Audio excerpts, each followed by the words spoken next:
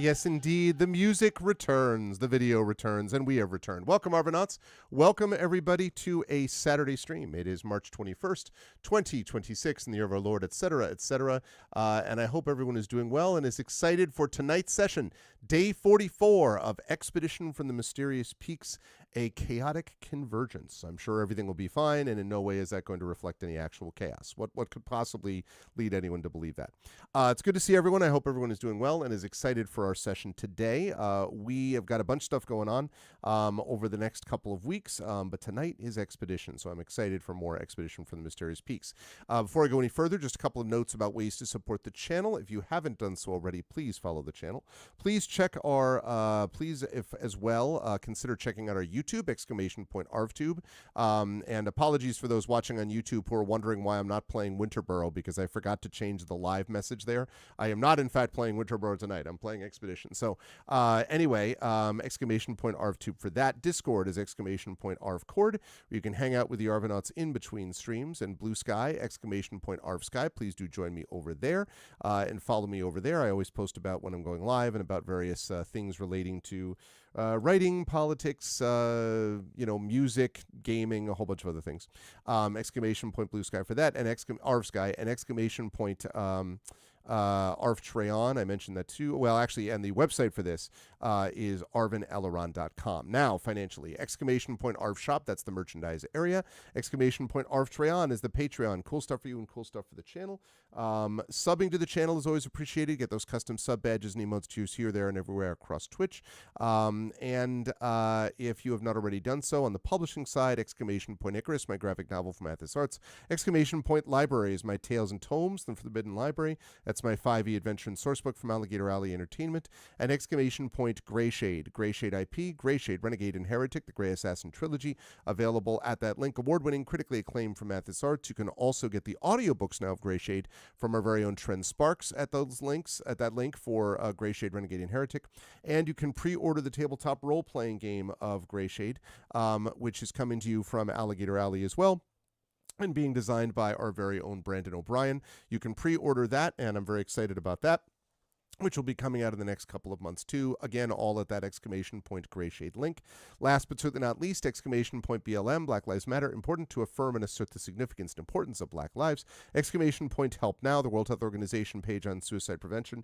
Important to reach out to others when you need help and reach out to others when they need help as well. And ! Ukraine, UKRAINE, to help the people of Ukraine as they fight back against an illegal and illegitimate war with bravery and courage, and send the message. We'll do so for others in the future. Also, love, prayers, thanks, care to the people of Minnesota and specifically Minneapolis for their bravery in facing down and fighting, and over time successfully fighting federal occupation. It's not over there, but they are showing the way to the fight, and they are winning over time. And so thank you to everyone there who is doing all of that good work and leading the way for all of us as we continue to fight those fascism in this country. We really appreciate all of that, and we love you and we see you. Couple of notes about schedule. We've got Expedition for the Mysterious Peaks going on today. Then we will be off Sunday, Monday. We will be back on Tuesday when we will have a busy day.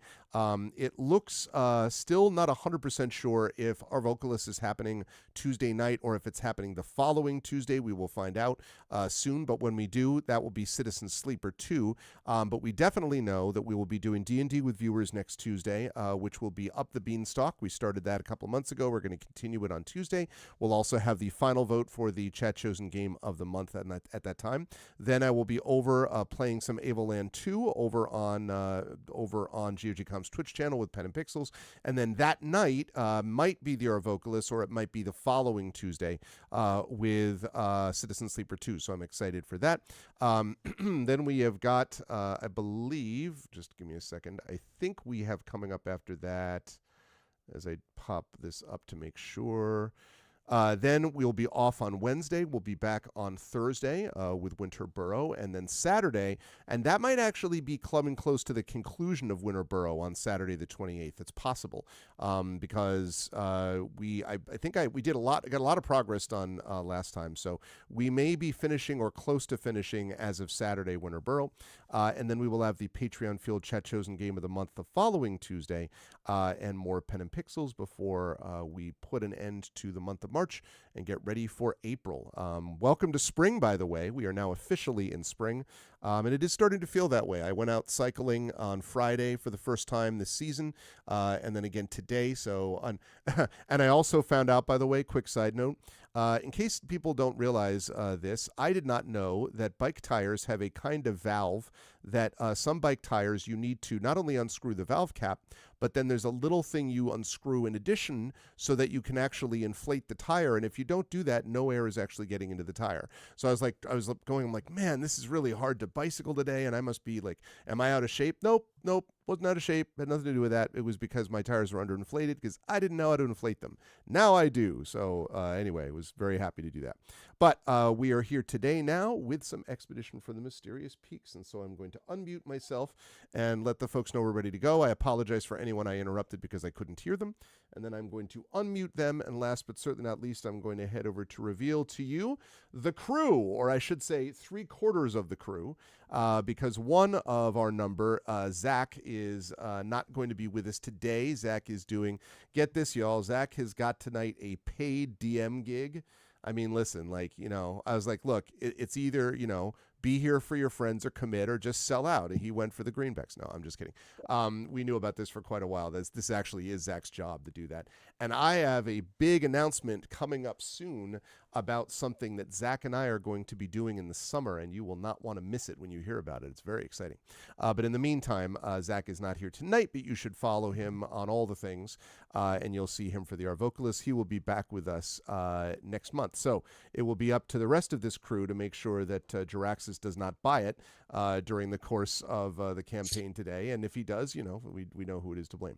But we have everybody else here, and specifically, I'm going to introduce everybody, starting with Rhiannon, who is at the top left. It's good to see you, Rhiannon. How are things? I have to ask you, I did hear you briefly just when I was coming in and we were chatting in the green room, and I heard the word snowpack. And the reason I bring this up is that Jen, who lives not in Oregon, but lives in Washington, so still Pacific Northwest, Jen Brozak has been talking about being worried about the snowpack because, I don't know, it's like 50% of normal or 60% of normal.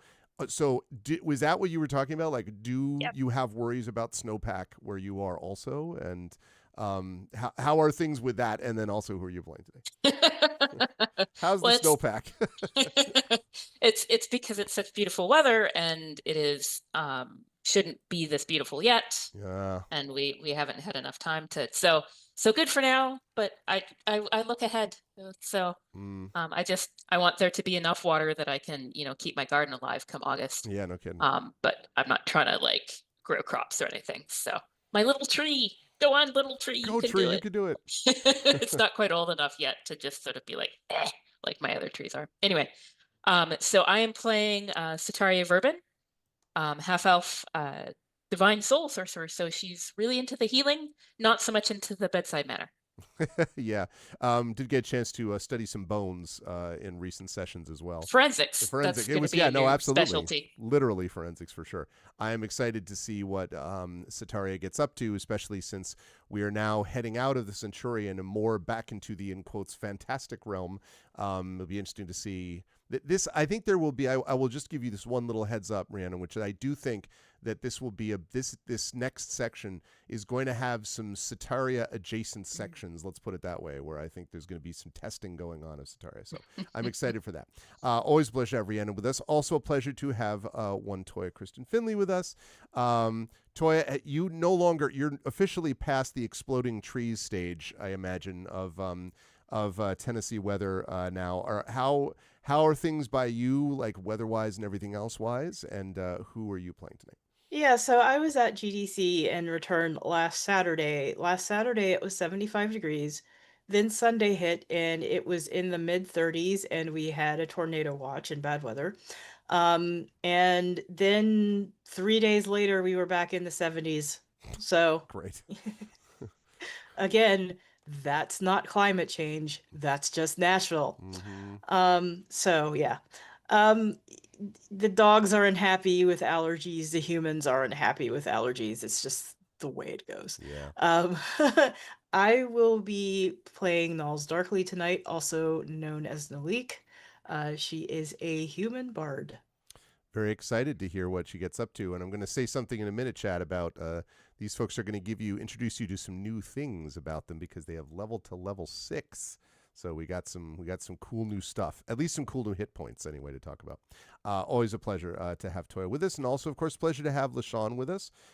When we first started, LaShawn was being overwhelmed by the power of sun, but I think now has managed to everything has calmed down a bit, and it's not blowing her away at this point. It seems like with light. How are you doing, LaShawn? How's everything weather-wise and all other things wise by you? And who are you playing tonight? I'm keeping on, and things are okay, or as well as could be.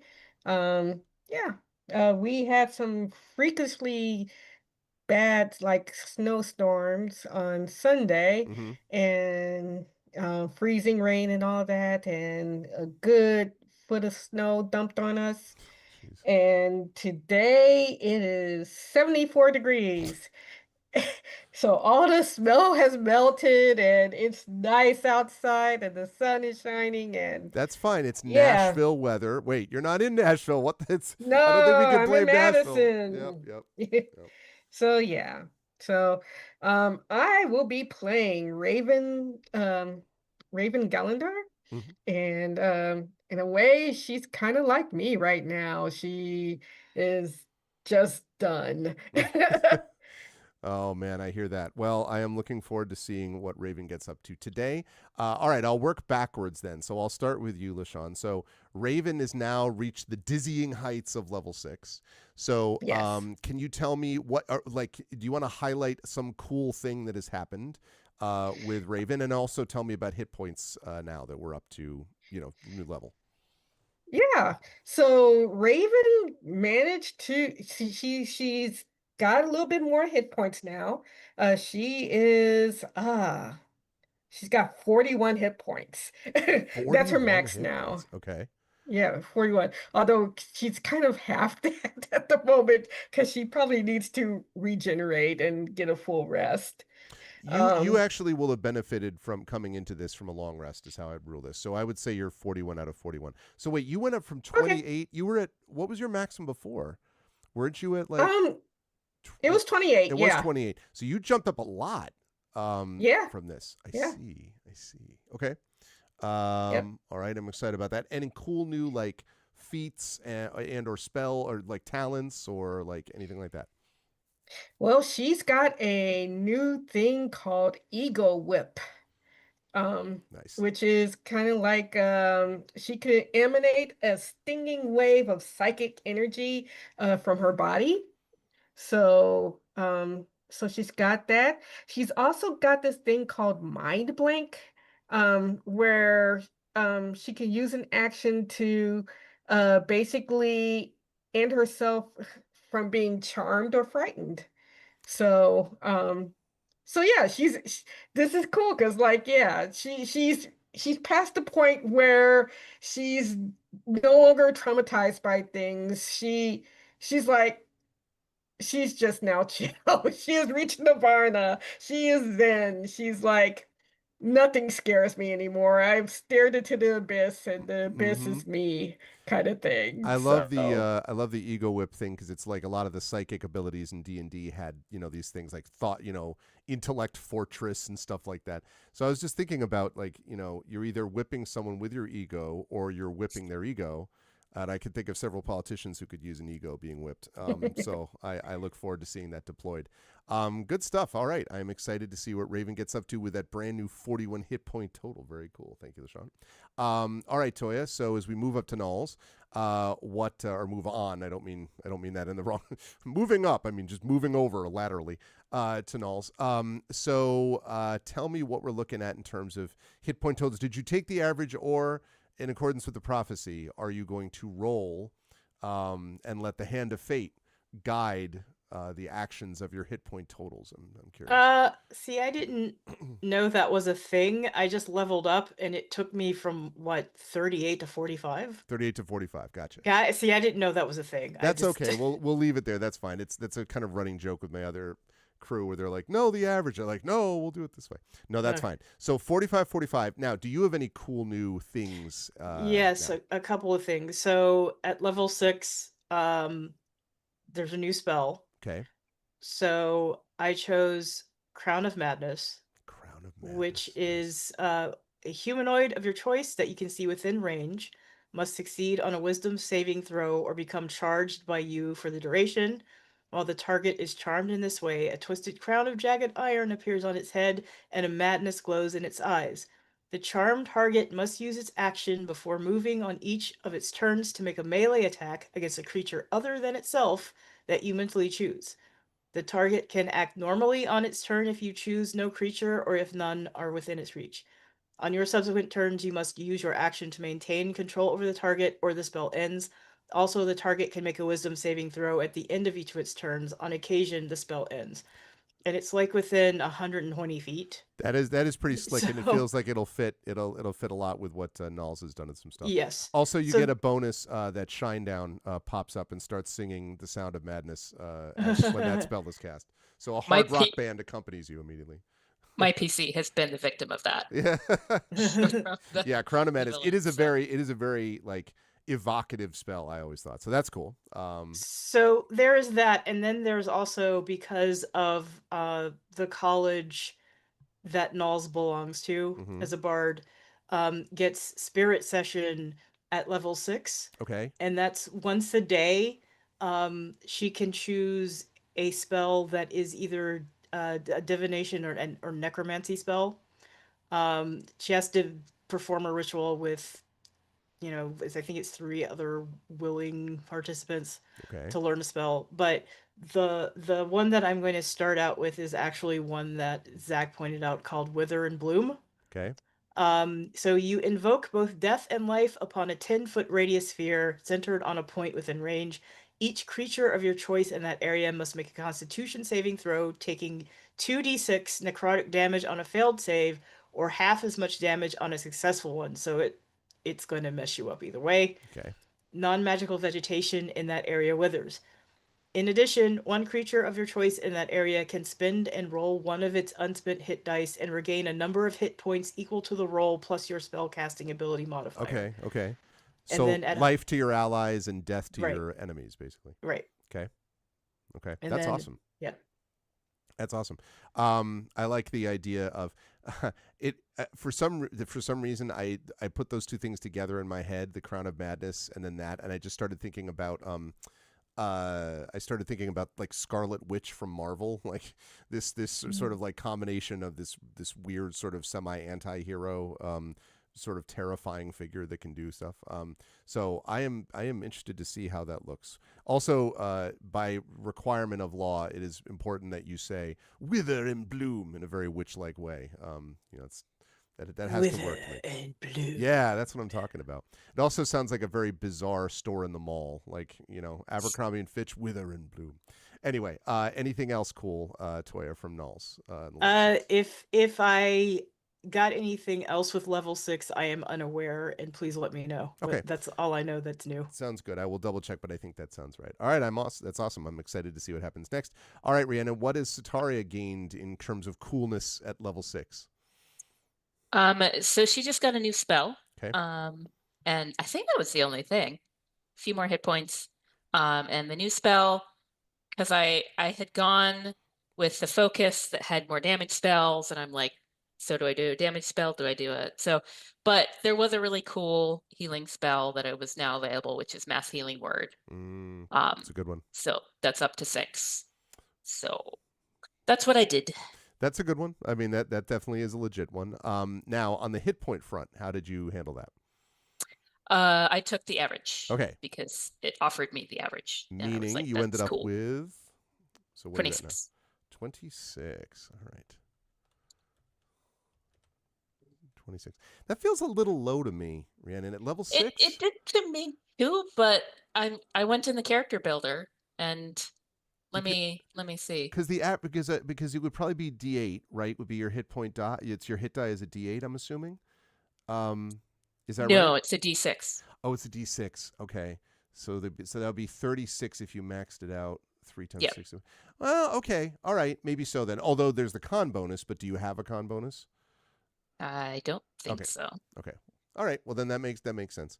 That could be, later on down the line if the sort of feat I could imagine a feat being taken for toughness that might improve that a little bit. But all right, I was just checking. No, that does check out then. All right, well then Nullis is at 45, Raven is at 41, Sataria is at 26.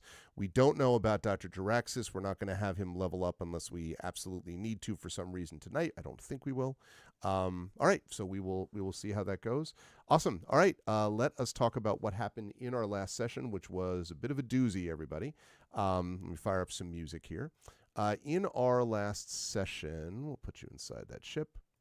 In our last session, the crew, the we few, we happy few, found family of Sataria, Nulls, Raven, and Dr. Jaraxis ended up closing a gate that was leading to the shadowy realm of the Caridin. It was not an easy thing to do. There were some danger signs in terms of creatures, that man was not meant to know, etc., coming out of the doors. But they were able to, with some alacrity, were able to close that door, and then were able to teleport back up to the main ship level. And once they got back into the room where they had seen a glitched out hologram, they met an artificial intelligence which identified themselves as Elsie. Elsie explained what had happened, basically that the Centurion had fallen and had been taken down by a virus, the same virus as it happens, or at least the same experience that was had by the Sunrider, which Dr. Jaraxis rode in on, basically the same kind of thing. So that was a little troubling as to why those things would be the same thing. Elsie also explained that as the Centurion had sort of fallen to the ground and crashed, Elsie was able to discover more information with details about the anomaly that had begun to infect the ship. And as it turned out, the anomaly had infected it not just in terms of a computer virus, but in terms of an actual virus that turned people into psychically controlled slaves of the Caridin, which sounded real familiar to Sataria and Nulls, who have seen stuff like that, and especially Nulls more recently, who have seen that happen with the Primarch.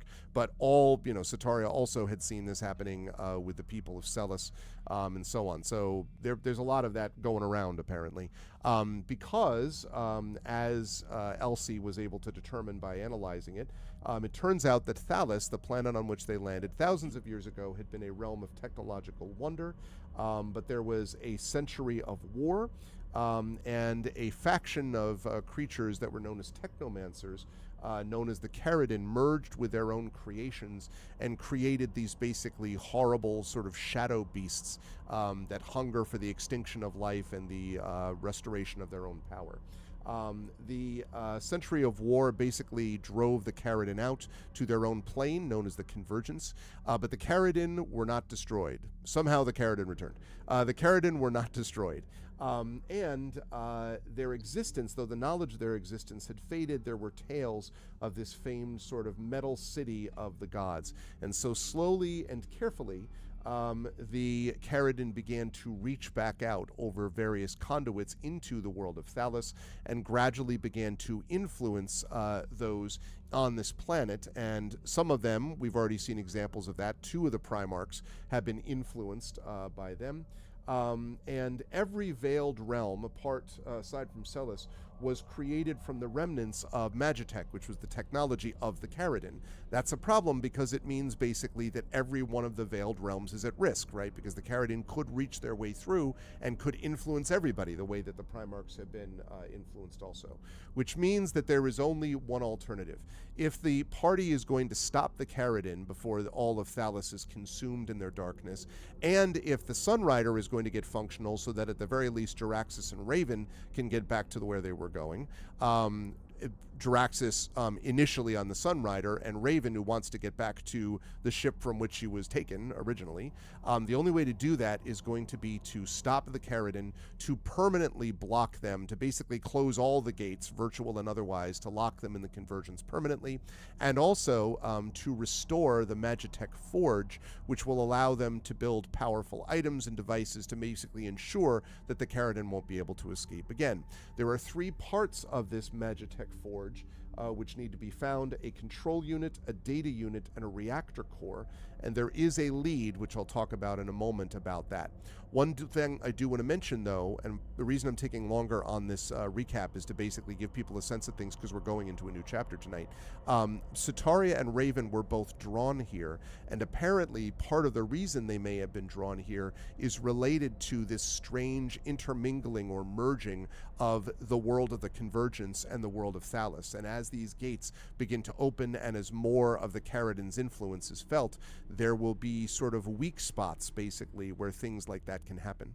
And if the weak spots can rise all the way up to the level of far galaxies in space and drag someone like Raven down here, we got problems, not just for Thalos, but frankly for the Silrain arc more broadly. So the party knows now a little bit about what it has to do. The lead that I mentioned is that the Forge's control unit, according to the data that Elsie has, was moved to the first laboratory of the one who had created these things, Daltus's first laboratory, which is a tower in the region known as the Moonstar Mount, something which Sataria may have heard of before, actually. The data unit was brought to the city of Arkendis. Moonstar Mount is a region in Evisaria, and Arkendis is a city that was destroyed during this massive explosion that led to all of these problems, basically, on Thalos, and has the realm of Arkenvale within its ruins. And also, Moonstar Mount is the site of a Convergence gate, which means visiting Evisaria could allow characters to both stop the Caridin's plans there, close the gate, and also recover the Forge's control unit, and that might be helpful. Speaking of Elsie, last point here, Elsie also gave one of the party, and I think it might have been Knowles that took this, but correct me if I'm wrong, the focus band, basically this sort of portable unit that allows you to communicate with Elsie and basically bring her along in some capacity. Also, Elsie is capable of communicating and translating with Gamork, the dire wolf that has accompanied the party for some time, although Elsie's rendering of what Gamork is saying may be a little bit more sanitized than the party might be expecting from Gamork, but in any case. So can you confirm that, though, Knowles? Do you have that focus band that has Elsie associated with it? Do you see that on your... Okay, Yes. I just want to make sure. Cool. All right, so that's the deal with that. So we begin basically where we left off, which is the party has had a long rest and is ready to leave the ship. Where does the party want to go? Because you have Evisaria, which is the one that was suggested by Elsie.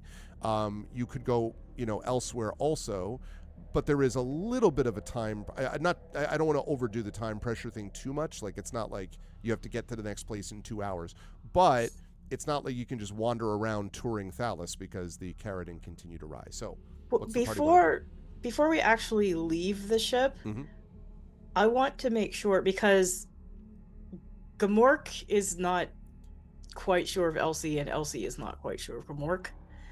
And This is true. I would like for Knowles to be able to try to explain what is going on to both of them. Okay, you can definitely do that. Are we even with Gamork right now?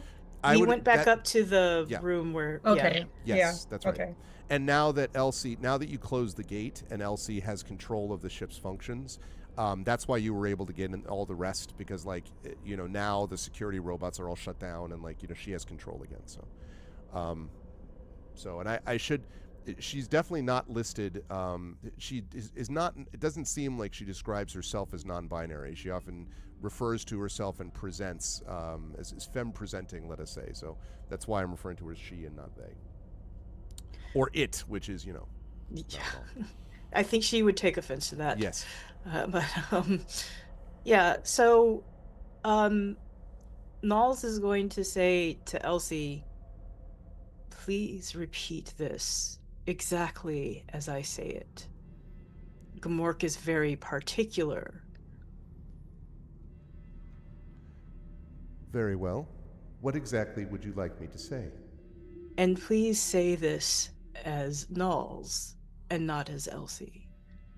And then there's a pause, and then repeats back in a little bit of a troubling way, Knowles. "Please say this as Knowles." And it does sound a little bit like you speaking back to yourself, actually rather disturbingly so. And then there's a pause, and Elsie's voice says, "I do not wish to offend If that is too close to your voice, please let me know and I'll be happy to adjust. Unexpected, but very acceptable. And so Elsie says, well, all right then. And so Null says, this, and she has the hologram of Elsie pop up. Okay. This is Elsie.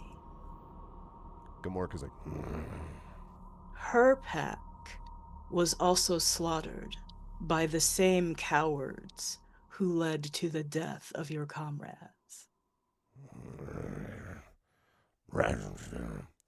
and Elsie says to you, as Elsie, the wolf that you call Gamork says that the ones that slew his pack were powerful, but that I do not look like a wolf to him. Well, are we not in a pack now? Do I look like you? His reaction is neutral. Which does not exactly sound what his growl is like, but you all know by this point for Gamork that's probably pretty close. Elsie has hundreds of years of knowledge on these things that took your pack from you, and she is willing to be our ally. And Gamork goes over, takes a few steps forward, and his great head kind of sniffs at the hologram, and then Elsie translates. He says, I smell like nothing. Well, she is a projected image. She is part of a machine in the best way that I can understand it. She comes from the stars, like Jaraxxus and Raven. And Elsie says, Gamork says he does not like machines. Well, I can understand, and all of this is new to me too. But sometimes we don't have to like them for them to be beneficial to us. And so Gamork kind of, again, sort of pads around you and the hologram, and then sort of looks up and kind of glances, again, can't see, but I mean, like, turns his sightless head in the direction of all of you, and then says, then growls, and Elsie translates that as, he wants to know why you're willing to trust something that you've only just met. Let's not say it's quite trust, but it could grow into something more. Did you trust us at first? And Elsie says, he says he doesn't entirely trust you now. That Well, wasn't quite the language he used. I'm not shocked at all. I think we feel the same way. And what happens when someone loses our trust? And Elsie says, that was not a word. Well, we all know the answer to that. Very nice, Triff. It could grow into something Gamork. Yeah, I like what you... I see what you did there. All that is to say, Elsie, is that could you please share with Gamork everything that you shared with us and about the Carradine? And if you could, make it as gruesome and grisly as you can. He might appreciate that. So Elsie does do that. To jump out of game for a second, if you remember in Return of the Jedi, C-3PO explaining the story to the Ewoks, right, where he's like, "Oh, and then Captain Solo," right? Like, you get a little bit of like Elsie is very dramatic and like repeatedly, does some stuff, and of course, since she's translating this, you can hear, and she's doing a lot of this, and he's they're kind of growling back and forth, and when she has finished her story, Gamork sort of is like, doesn't growl or react at first. and then just sort of sits back on his haunches and says, and Elsie says, I'm not entirely sure if Gamork believes me either, but Gamork does seem suitably angry at these circumstances that he will be willing to accept me. He seems to feel that you all have become a pack that he is connected with, even if he is still not sure what to make of this pack. He also said that he would like to, let me see if I can phrase this correctly, rip out the throats of every one of the creatures of shadow. Ah, that's why we understand each other so well, Gamork and I. Do you feel that this one is entirely, and the hologram kind of looks back at him, stable? And Gamork is sort of looking off to the side. I keep saying looking, not looking, but the head is turned to the side. And Elsie says, it appears that he is quite strong, but also volatile. No, he is a wolf. He has lost his entire pack, his sight. But he has been there for us when we needed him, and we have been there for him. There's a pause, and then Elsie says, there is one other matter. When I was translating and speaking with Gamork, something came through to me. I have some ability, at least limited ability, to be able to receive sensation when I am in contact with creatures like this, although most of that power derives from my connection to the ship. Once we leave the Centurion, I will be much less able to do this. But I am able to sense some physical sensations. Were you aware that Gamork is in constant physical pain? That has been, I suppose, an unconscious knowing. I believe it has something to do with the experiments that must have been done upon him. The mechanical and electronic sinews and connections that connect to his body are probably running current through it at a certain way. And at this, Yeah, go ahead, Raven. At this Raven, who hasn't really been paying all that much attention, is suddenly starting to pay very much attention to this. Just to let you know. Okay. Yeah. So is this something that we can all hear, or? Yes. You. Okay. Yeah. In fact, you're all able to hear it. Gamork obviously theoretically can't understand it because he's speaking in the equivalent of common. But yes, you can all hear this. And Elsie says, I believe there may be a way to repair this, but I don't know that I can do it yet. It is possible that the Magitech Forge could, upon some repair, be capable of, let us say, severing some of these connections without injuring the physical host below. In the meantime, if you wish, I could perhaps reduce the pain that Gamork experiences. It would require his acceptance, for I would have to enter the mechanical systems that operate around his body. And it will not remove it all, but it could reduce it somewhat if you choose. Well, yes, I would love for you to be able to do that, but as you said, it would have to be his choice. And if I know him, he may want the pain as a reminder.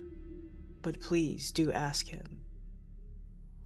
And, and Elsie sort of nods and turns back and speaks. And Gamork, who is sitting after about 10 seconds, stands up and all sort of forepaws growling, and you can see hackles raised, right? and is just sort of like moving its head back and forth, and then growls fiercely and turns away and sort of pads away, where it's just there. And you can see the tail kind of switching back and forth a little bit, which is not the norm for a wolf.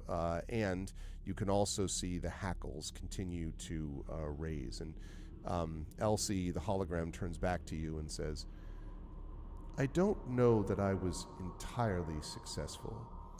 Gamork is, first of all, not sure whether he can trust me, and also, as you suspected, Knowles, apparently believes that the pain gives him some power. But at the same time, it is, for living creatures, the case that they can become adjusted to many things. He may not know what he is currently missing until it is restored to him. To give him less pain without taking away his intellect, his agency, this may be something which would benefit him, even if he cannot see his way through the pain now to agree to it. He is proud, and he is honorable. Let him find his own way to the truth, whatever that is for him. Elsie nods. Very well. Now I also have a question for you. Your name is Elsie. Is that a play on the letters L and C? It was something which the captain believed. Well, originally I was referred to as the elevated computerized unit, and then like babbles off like 15 words in a row. And like Raven, I would say even you, used to sort of the technical knowledge, is kind of like, what? Like after about like the 7th word. And Elsie says, but in the end, the crew began to refer to me simply as Elsie when the captain did, and it seemed appropriate. I, appearing in this form, was more of a comfort to the crew. So yes, it is a play, I believe, on my original full title.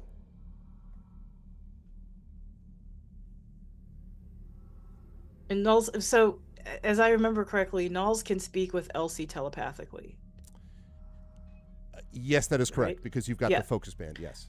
So she asked Nulls a question. So she asked Elsie a question that nobody else can hear. Okay. And she says, when we first encountered you, you asked me if I were Carradine.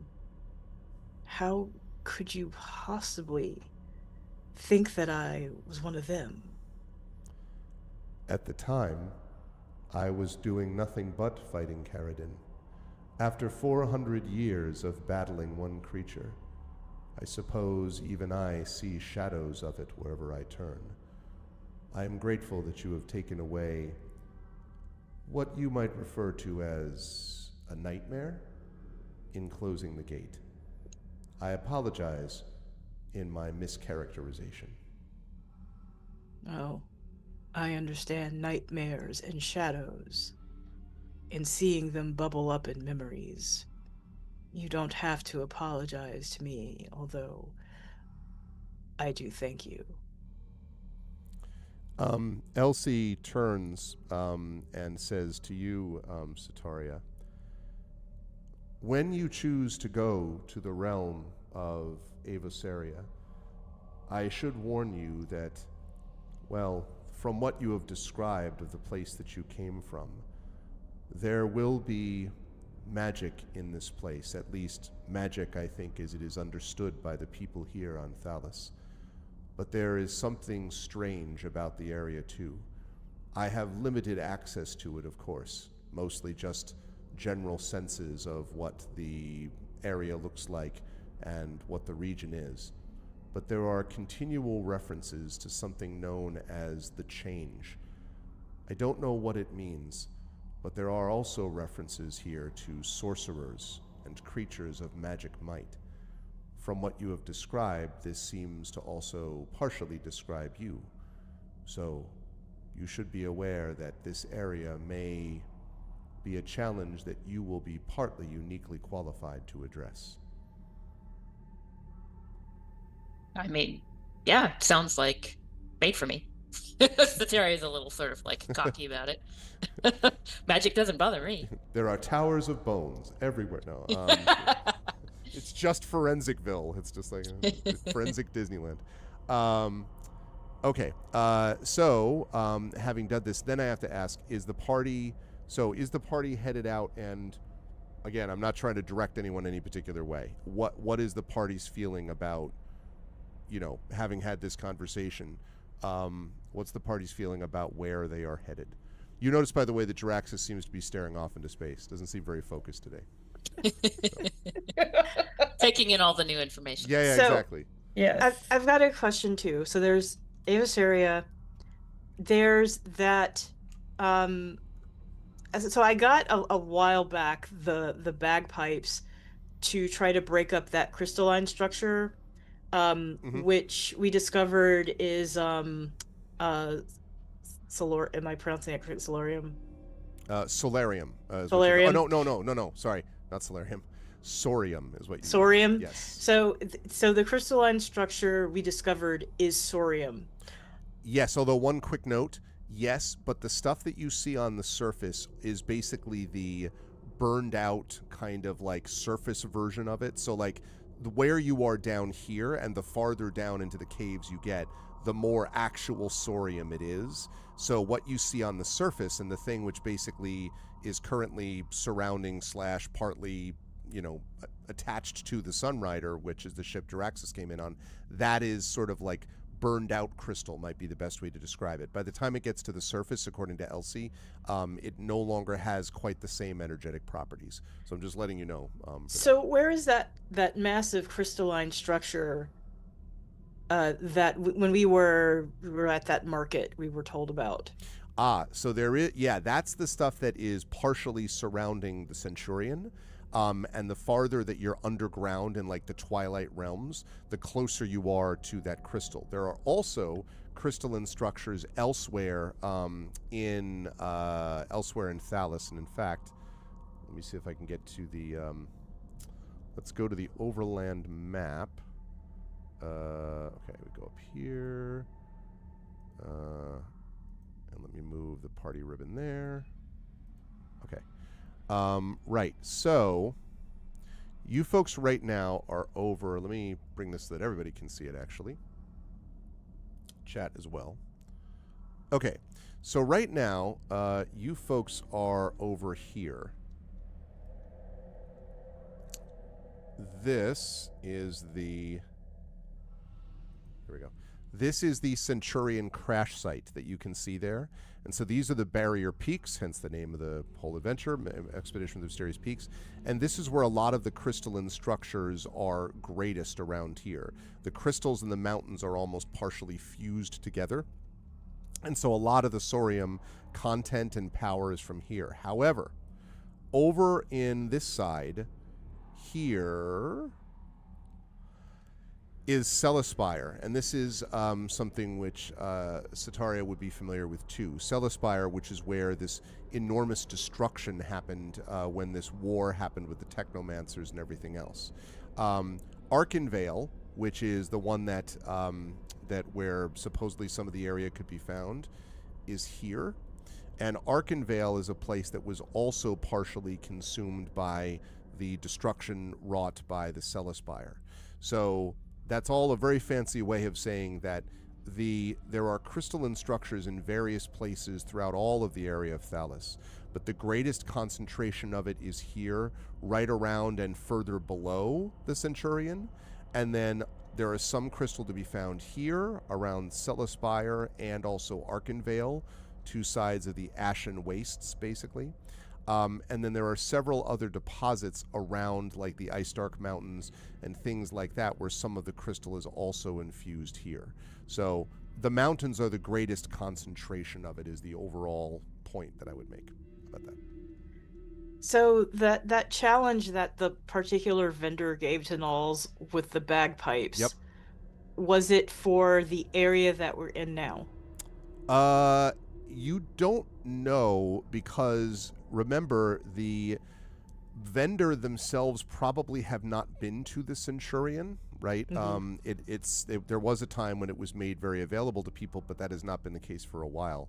But has certainly heard stories of it. So it's possible that they meant around the Centurion, but it's also possible that they're referring to the much more above ground of Cellaspire. That could be what they were talking about too, Knowles. And the vendor, I mean, it's been a while now, but I think looking at my notes, I think the vendor did not specify which crystalline area specifically.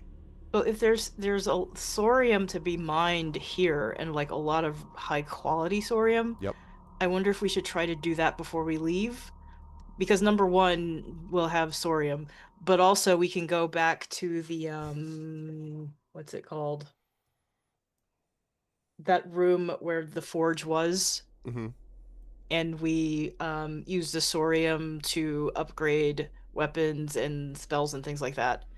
Two things about that, just so you know. One, Mhm. the forge is not going to be able to produce anything else until you've restored some of these like parts that it's missing.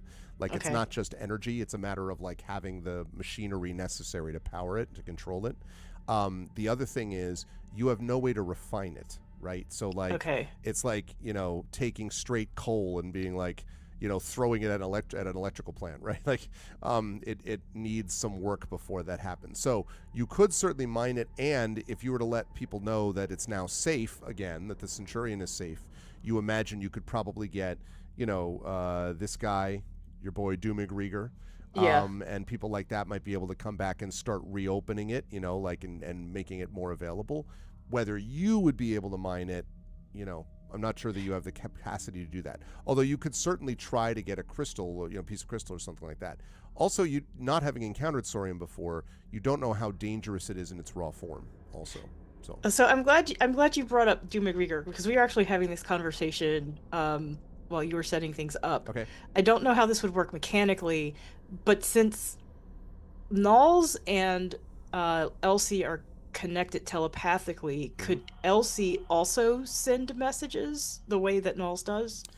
Not it would not be able to do so over great distances. Like basically Okay. is capable of connecting to you telepathically, but not to people beyond the focus band. I mean, it's possible maybe you can find like some computer system, and Raven and Jaraxxus can help you figure out how to upload, the consciousness of Velocity. I don't know. I mean, like I'm literally just thinking out loud. Maybe, but not normally wouldn't be sort of like broadly capable of telepathy. Yeah. But I do think, like, and I want to ask the rest of the party, do we go ahead and let Doom McGregor know that the Forge and the Centurion is safe to use again?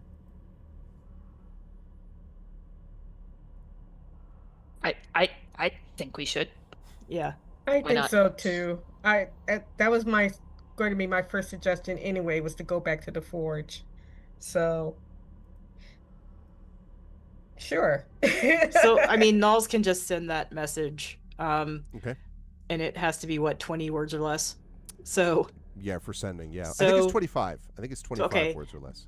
the Forge in the Centurion is safe to use again. Okay. That's 10 words. Yep. Mm-hmm. We have defeated the enemy here. For sale, baby shoes never worn. Yeah, 16 words. There you go. Save some thorium for us. I should say that. Okay. Save some Mhm, thorium for us. 21 words. There we go. Okay. Excelsior, sign Knowles, comma darkly. Okay, right. Okay. All right. You will send out that sending. Now, when they receive it, you will be able to get a reply, but it's not necessarily immediate. So, okay, Knowles. So you're able to send that out in a sending spell. Make sure you note that that's what you use there. Okay. What about everyone else now that we've done that?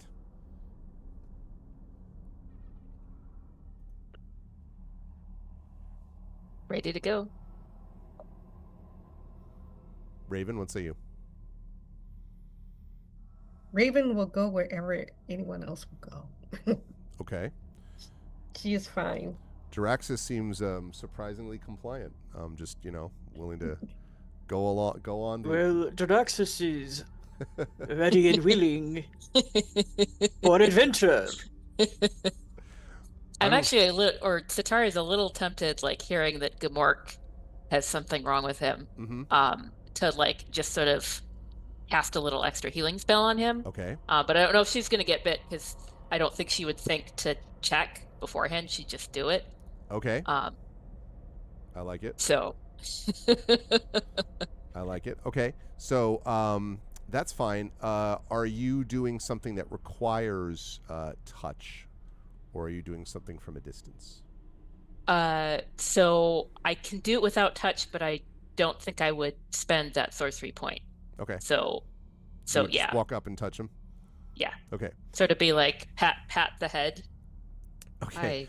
Hi. So when you do that and you pat the head at the same time healing, there is a interesting moment where Gamork whirls and and seems like furious, so much so that you think, Sataria, this is probably not just like you think probably Gamork's in a bad mood for some reason, Yeah. you know, beyond the norm, and whirls around. And as your healing takes effect, Gamork sort of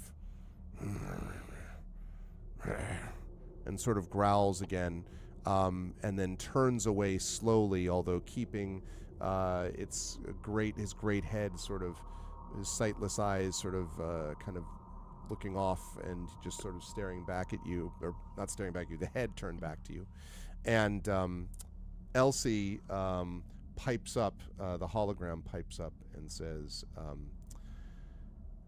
he seems unsure as to why you would want to heal him, and has made some comment about healers who go where they're not wanted, but I don't know what that means. Well, okay, that's me told. But at the same time, his growling drops, and you might notice that he's perhaps a little more sanguine as he walks along. Are you doing, Triffid, the reach out and touch Gamork? Reach out and say heal. Okay. So, as you make your way then out of the ship, as I understand it, we are now looking to sort of head towards to sort of head out of the ship and down towards where Avisaria would ultimately be. So, as you leave, you actually leave from. Do you remember on the? Let me bring you back to the engineering deck for a second. You remember in the engineering deck there was this moment where you were all looking for. Let's go there and go there. Where you were all trying to figure out why there was this space here with these like ice frozen doors. Do you know Yeah. what I'm talking about? Where it seemed like they were cold, and in fact, I think you might have even spent some time trying to get them open at one point, Yeah. if I recall correctly. Oh yeah. So, once you get down here, you notice that there are a lot more lights, kind of like whirring and or lights flashing, and there are sounds of things whirring, and everything looks considerably more, up and running, albeit not at complete full power. And when you get, she brings you, Elsie brings you there, and then unlocks the southern bay door here, and the door unlocks. And when it unlocks, there's a sort of moment where the door is kind of like still held shut by this ice. And then Elsie says, the hologram is not there. This is just, you just hear her speaking. And she says, you may want to take a step back from the doors. I believe there will be some need to provide a bit of heat to the situation. And she waits to see if you will do that, like stepping back from the ice-filled doors. I don't know if you ran right up to the doors anyway, but so she sort of looks at the doors, and then you can see there's kind of this glowing, you start to see this faint glow, and then glow, bright. And then you see the doors kind of shaking, And then there is this hissing sound, and you can see that cables on either side of the door they're sparking a little bit. And then after a minute, there is this like crashing sound, and the doors grind open. And like ice falling and like water also falling from them. You see a lot of hissing steam on the other side of this. You think that probably Elsie was somehow able to heat the doors to get them open. And when the process is finished and the doors are open, you can see that there's a small outcropping that slopes down into a rocky mountain path. And at this point, Elsie, again, not visible, says to you all in audio, basically, if you proceed down that path, it should lead to a wider path at the base of what you call the barrier peaks. And if all goes well, assuming we don't encounter anything along the way, you will be able to head west from there toward Avosaria. I don't know an entire amount about this other than the general ways to get there. After that, it'll be up to you. But it at least seems like the map information I have means there should not be too much difficulty, at least for a while, along our road.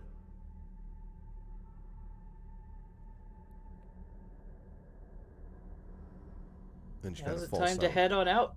Okay. Yeah. Okay. All right. So you set off down the way.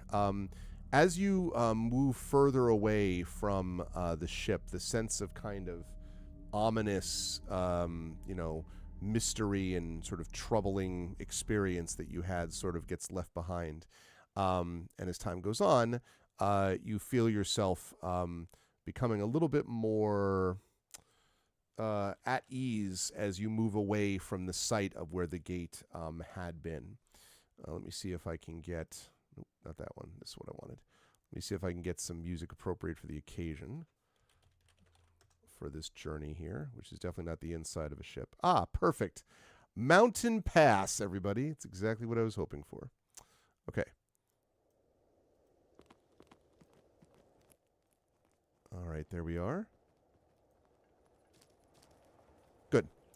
Okay. Several days pass, and it takes about 2 days to get all the way from the Centurion to the exit, basically, of the mountain pass. And as I bring us back over here to the map, you'll be able to see more or less where that is. Let me move the party here. Okay. All right, heading over towards the area of Avosaria. Now, one thing that I want to note here about Avosaria is I mentioned, Sataria, that you have heard of this place that's called the Moonstar Mount. And the Moonstar Mount is significant because it has three distinct peaks that kind of make it up, sort of three prominent mountains that make up that area. Each of the peaks is unique and has its own name. So you know the three peaks named to be Tauven, which is Tauven, Null, Nul, and Posidius, which is Positias. And these three mountain peaks sort of loom over this forested area that Avosaria is sort of a part of. And you have heard about strange things relating to technology and magic, but particularly that there are these wizards that are associated, like this wizardly order that's associated with this area also. But you don't know a lot of details because they've been very secretive, even, for a long time. And so the information you have basically is sort of a legend. You don't really know a lot about what's there because there's not usually much reason to go there. It's sort of self-sustaining, and the people there don't spend a lot of time hanging out with anybody else. But you've heard legends of this place, basically. So, yeah. All right. And as you are sort of making your way down here over the course of several days, a couple of things to note. First of all, it gets warmer the further down the mountain pass you go. Secondly, it's extremely quiet. So quiet, it's a little bit troubling, actually. It's not dead silent. There is, like, some wind, and occasionally you hear the cry of a, hunting hawk far overhead. But for the most part, it's very quiet, and you don't really see, other than that thing I just mentioned, a lot of life besides your own as you kind of go down through the mountain pass. But it is getting warmer, and the sense of kind of ominousness and, dread sort of fades a little bit as you all make your way down the mountain pass. Also, Elsie turns out to be extremely helpful in making suggestions about places where Gamork could possibly hunt. So there are several places where Elsie's kind of like, basically says to Gamork, you could go and hunt in this area and find something. Gamork goes and finds something, then comes back, with a rabbit in his mouth or something like that, having done some hunting. So food is not a problem, actually, for you as you make your way down. Although, as Elsie warns you, once you get to a certain area, until you import more information into her matrix, basically, she's not going to know a lot once you actually get to the realm. So you're running out of usefulness in terms of her mapping ability, but she does have some of that that you're able to do on your way down. Okay. Having made your way all the way down, you finally find yourself after the second day, in the afternoon, basically. You find yourself near Avasaria about, let's see, here. Right about there. And these mountain peaks off to the east are kind of standing over the realm of Avasaria. And the thing that when you stop, and basically when Elsie's sort of knowledge officially runs out, you find yourselves, but she says that this is where there's actually a gate here, one way or the other. You find yourself standing in front of a vast stand of flowering cherry trees. This is literally at the end of the mountain pass. You've gone all the way through, around and underneath this narrow pass, and you've come to the end of it, and you're standing in front of these flowering cherry trees. Their heady perfume filling the air. And there's a winding path, which is the remnants of the path that you've been on, not much more than like a game trail, basically, that runs between these large and imposing trees before disappearing within thick fog a score of feet from the grove's border. And Elsie says, "This is where my information comes to an end. There is a gate somewhere ahead of us in this realm, but where I cannot say for certain. But it appears that there is a forested area here, and from here I don't know what is actually awaiting for us inside." Pretty. Yep. Very strong aroma, by the way, of the smell of flowers. We were talking about allergies, so think of it that way, right? Cherry blossoms. You can really smell it on the air.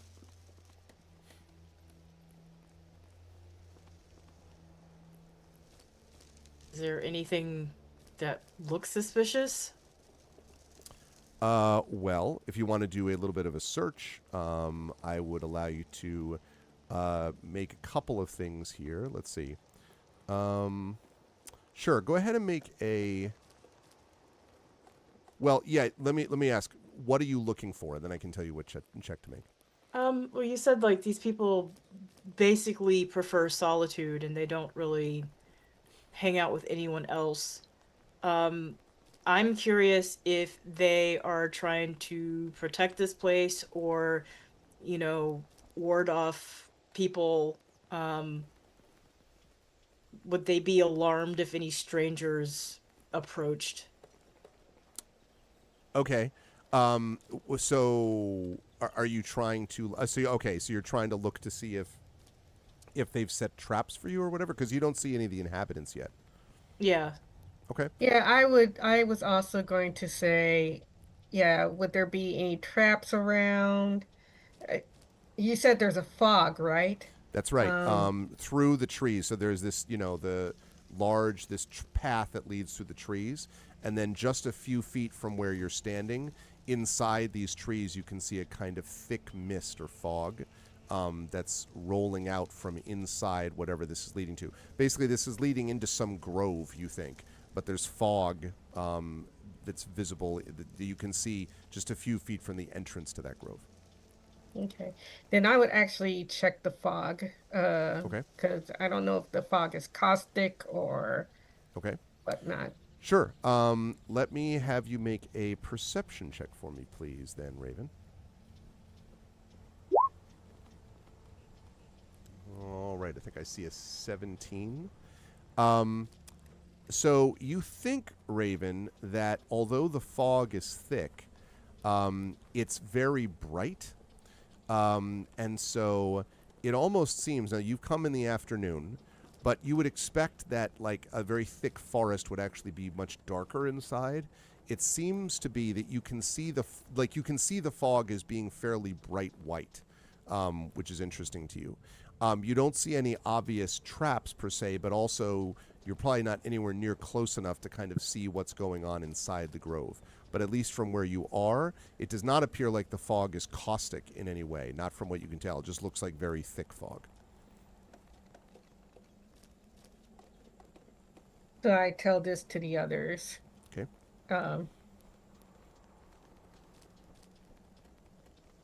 Okay, well, either there's something that this mist is hiding, or we may be walking into a trap, but obviously the mist is hiding something, which, if it's the city, it could be that. I don't know.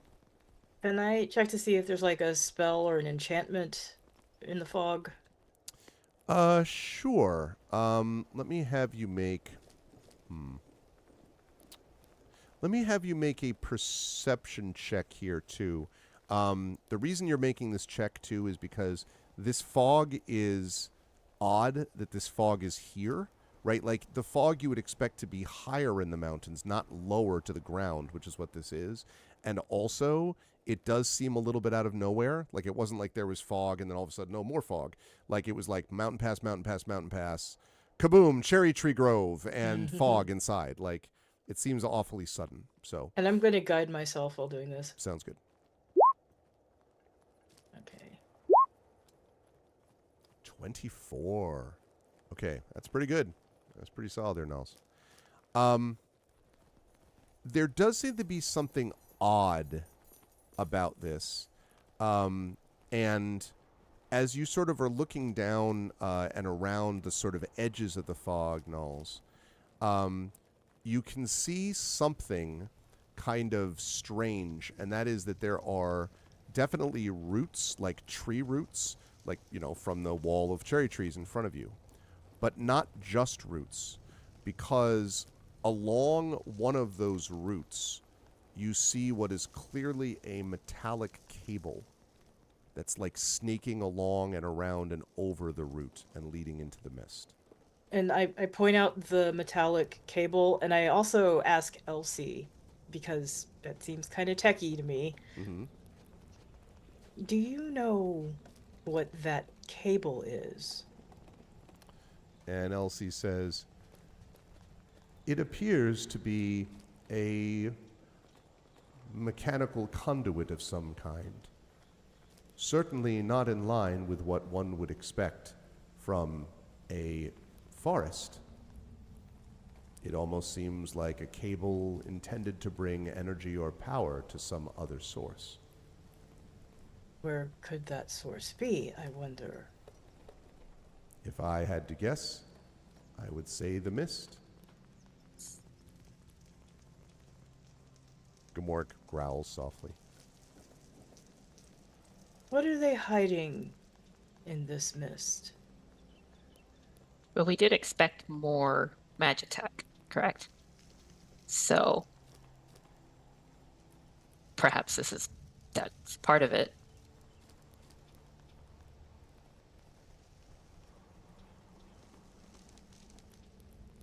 I think Zataria, she's not as cautious as the others. She still has a little bit of the sort of like, you know, ivory tower academic about her. You read about stuff in books.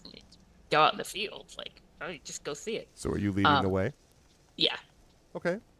Does that look like we're here like, all right, well, let's just head in, and then you like more or less march into the mist? Yeah. Okay. Yeah.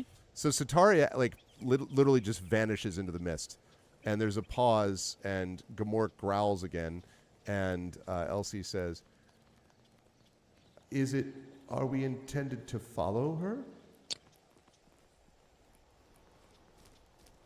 Well, I say we wait to see if she screams for help or not. Thanks.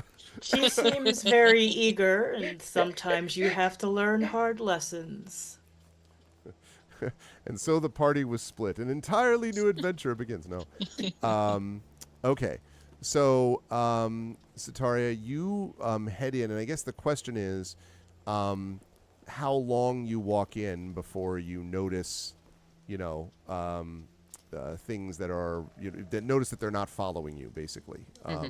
So you tell me what that's like, because, you can walk into the mist, maybe, I don't know, 70, 80, 90 feet, and the mist is now all around you. I think Jaraxxus would be following with her, actually. Okay. Jaraxxus would be marching right on in, too. Okay. Yeah. Yeah, he would be. Yep. Okay. And he would probably be also taking pictures with his video cameras too. Now Okay. that I think Yeah, about I could it. see that. I could see that. Oh, it's a lovely morning for a walk. This actually makes some excellent content that I can create. Okay. So Sataria, let's say you tell me, but I'm guessing you go in a couple of minutes, basically, Yeah. sort of walking in with Jaraxxus. Hey, what's up, Prince Justin? And when you get in a little bit further along, you can see, now that you've had it pointed out to you, there are more of these metallic cables, and occasionally they pulse with a little bit of a bluish glow, not the sort of terrifying Carradine glow, to be clear, but like just a regular bluish glow among the pale pink flowers. Also, though, you may notice a couple of other things. If you could make another perception check for me, that would be lovely. Okay. And the fog in here, by the way, is thick, but it only lightly obscures vision beyond 60 feet. So it's not like 10 feet away you can't see anything. What we get? 11. 11. Yeah, you don't get a whole sense. The one thing to note is that there are a lot of these pink fallen petals. So there's this fog blanket around you, and then also every so often these petals drift by. But at one point, probably a couple of minutes in Sataria, you see something dart across your path. And it originally looks like just a squirrel. Squirrel sort of darts across and kind of looks up at you. By the way, is Gamork staying with Nulls and Raven or coming with Jaraxxus? How would you all... Because, he would do either. Well... I don't know. If Gamork noticed the cable, I don't think he'd go in there. Okay, that's fair. Not without everybody Yeah. else. Okay, Yeah. so he'll stick with the two of you, Raven and Nulls. Sataria and Jaraxxus, so when you come in, this squirrel passes over. But I would like both, I'm going to ask here for you to have do the sort of Jaraxxus Jaegering here for me. Let me see what his stat is, because I want him to make a perception, and I would like Sataria to make a perception, but first I want to see what Jaraxxus actually has. Oh, this is all on D&D Beyond. No, but it should still be here somewhere. Where is Jaraxxus? +2, his sheet says. I just opened up Oh, the you just sheet. opened up the sheet? Okay, great. Thank you. Yeah. Okay, So let me +2. do Staria's, and then I will manually roll. Okay. 14 for Staria. 11 for him. 11. Too focused on trying to make content, I suppose. However, Sataria, that's enough for you to notice that as this squirrel sort of stops, and you can see that it is carrying in its paws what looks like a nut, but as you're looking and it looks up at you, for a minute, you see its left eye rotate, and there's a little red glow as if it is a mechanical eye. And then it whoosh, and darts off the path. That's creepy. Jaraxxus is like, oh, I'm just working on my everything okay up there? Yeah. I think that Sitaria would not like let that dissuade her Okay. but I think she would sort of slow down and wait for the others because they got to catch up at some point, right? Okay. When does this elaborate game of chicken between who goes out and who goes in come to an end? Like, do Nalls and Raven eventually go like, well, all right, let's do it.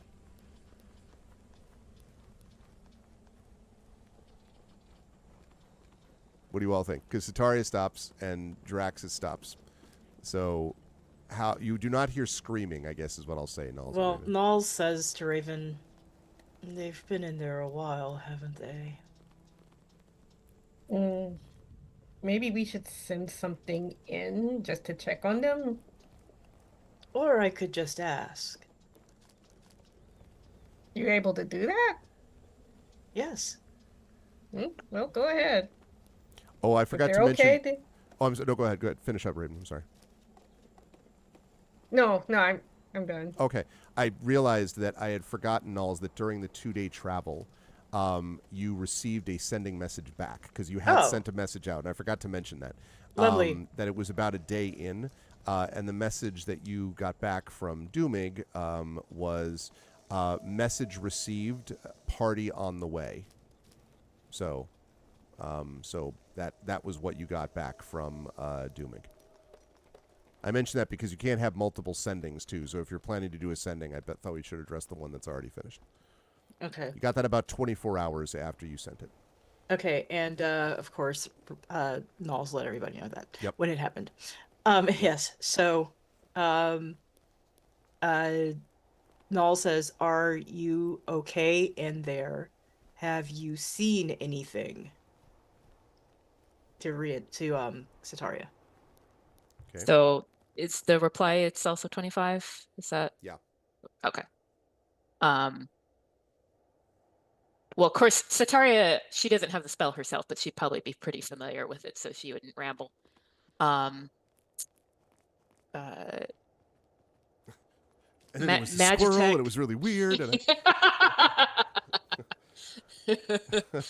And Magitech really is everywhere. Even animals have it.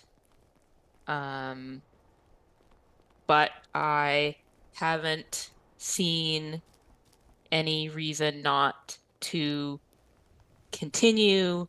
It's just creepy.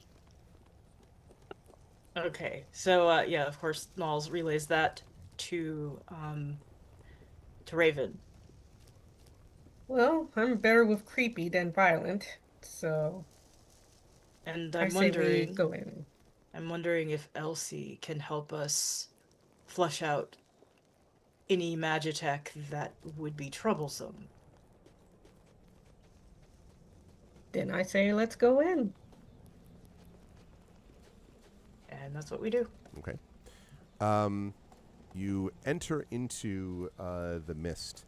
And assuming Sitaria and Jaraxxus stay where they are, it doesn't take you too long before you find your way to this place. Although I should point out that as you are making your way in, at one point, I would say, let me get a perception actually from Nalls and Raven, please.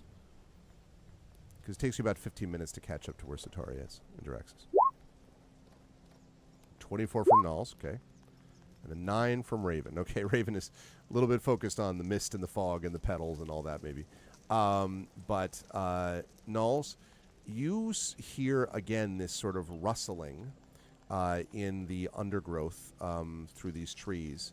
And when you look over, you can see what looks like a fox that is sort of just peeking out from the tree trunks at you.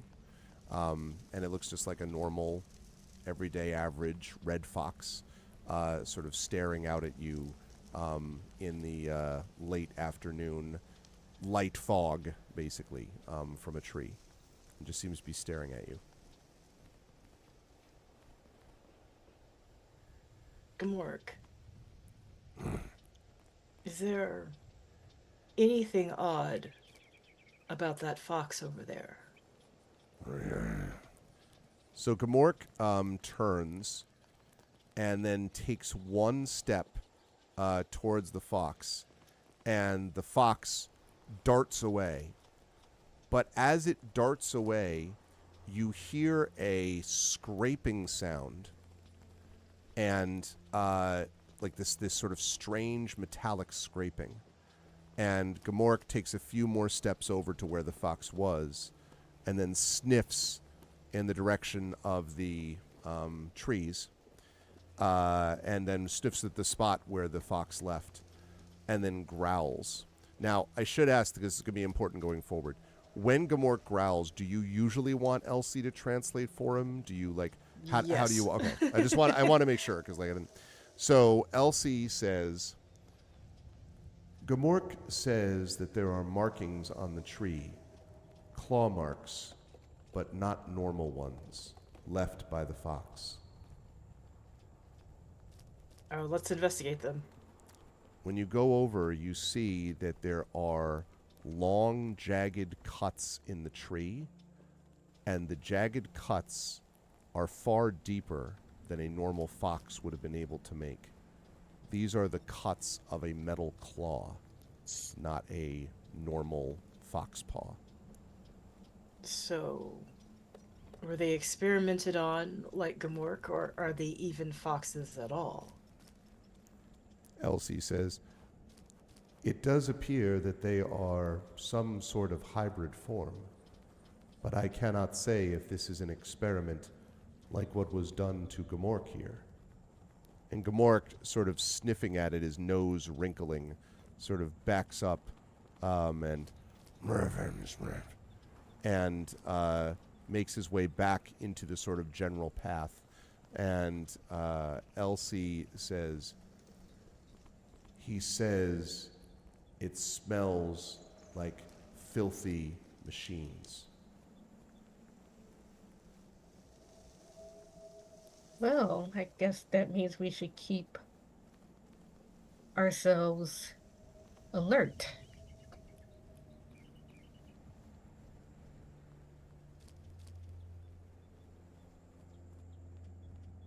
Are there more in the area, Gamork? Can you smell anything?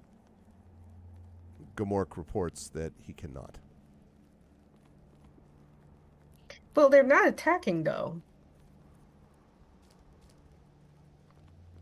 They're probably just looking at us and trying to figure out why we are here.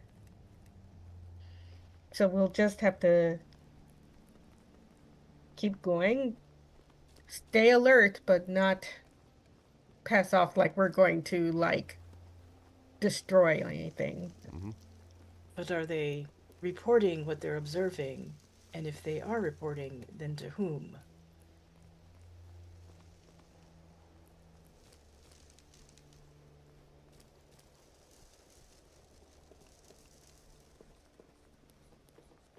Zataria, what do you think? Well, you haven't gotten to Stari quite yet. We haven't gotten there No, yet. not quite yet. Okay. You should be there in a few minutes if you keep going. Okay. So I think we should just continue on and find Zataria and Jaraxxus, and then we can figure out from there. One last note as you, just before you get there, you also occasionally hear what sounds, the best equivalent, I guess I would say, is a buzzing sound, like a bzz, bzz, bzz, once in a while, somewhere off in the fog and off the path. Just We're noting not going that. to chase that for now. I was going to say, just noting it, just noting it. But a few minutes later, you do find Sataria and Jaraxxus standing, waiting for all of you. And when you arrive in the area, you can see they are they are there and seem unhurt. Have you noticed any metal creatures? No. The squirrel had it had an eye thing. We ran into a fox that appears to not have been a fox. It has some rather dangerous metal claws. But it didn't attack us. Well, it's just an animal doing its animal things, I guess. Well, hopefully. Or it might be collecting information and sharing it somewhere else. Well, we should go introduce ourselves then.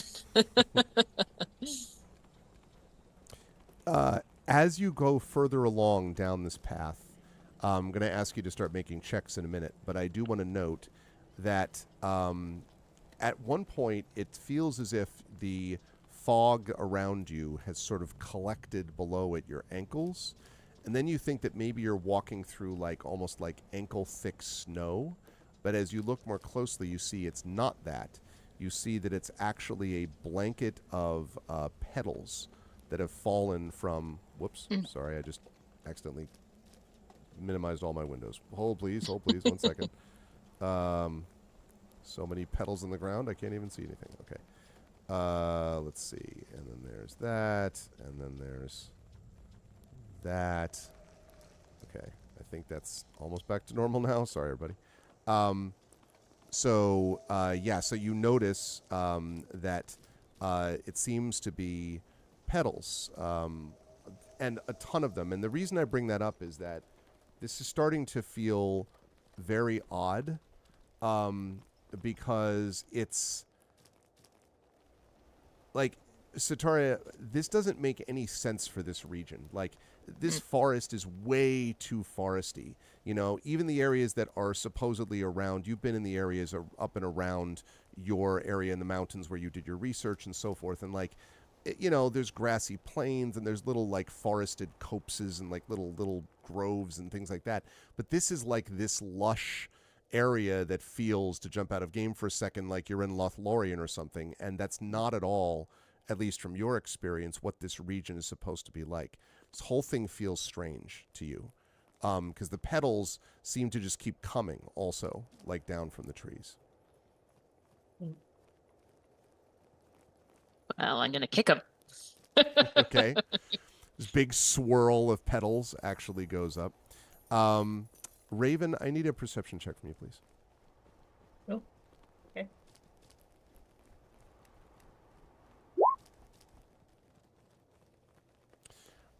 Okay. Perhaps I think probably you're about to look into it, and whoosh, this like shower of petals brought up by Sataria's kick sort of rains down around you. But that buzzing that I mentioned continues to sort of sound off in the distance, which I think is a good spot for us to head to our break. When we come back, I'm going to ask the group to be making a few survival checks as they try to find their way through this petal and fog to whatever the gate is that's at the center of this grove. You are watching the amazing and awesome crew of Rhiannon Held, Toya Krista Finley, LaShawn M. Wannick. Zach is not with us this month, but we'll be back with the crew next month.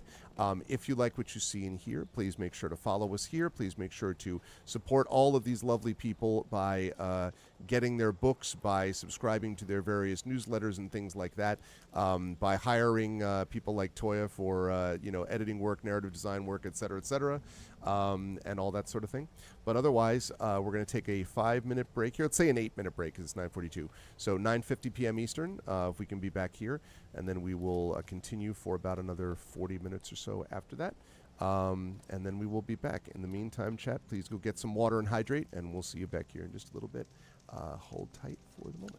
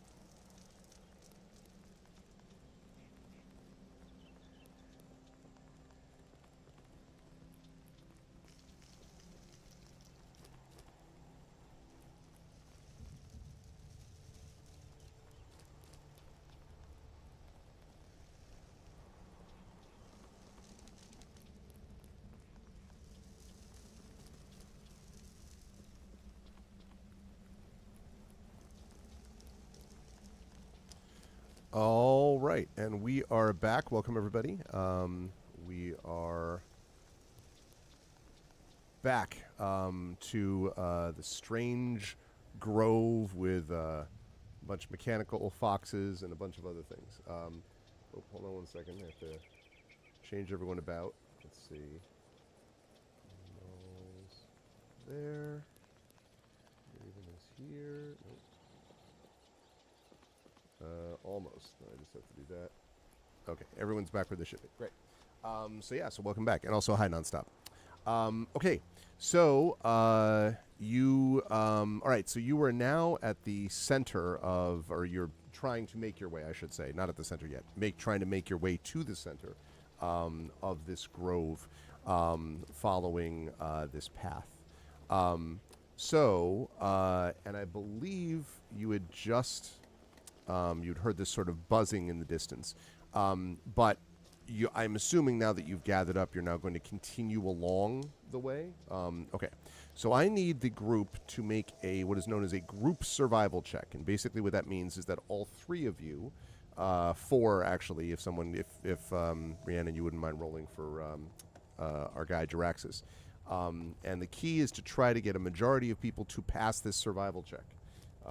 So I'm going to need each of you to make a survival check. This is wisdom based if for some reason you don't have survival specifically. So that's what we're looking for. We use the survival skill, is what you're saying? Yes, that's right. Okay. Okay, let's see. We have an 18, we have an 11, and we have an 18, we have a 23. And I have the same. Let's see. Is it also +2 for Jaraxis? Yeah, so I'm just gonna roll me twice because it's Okay.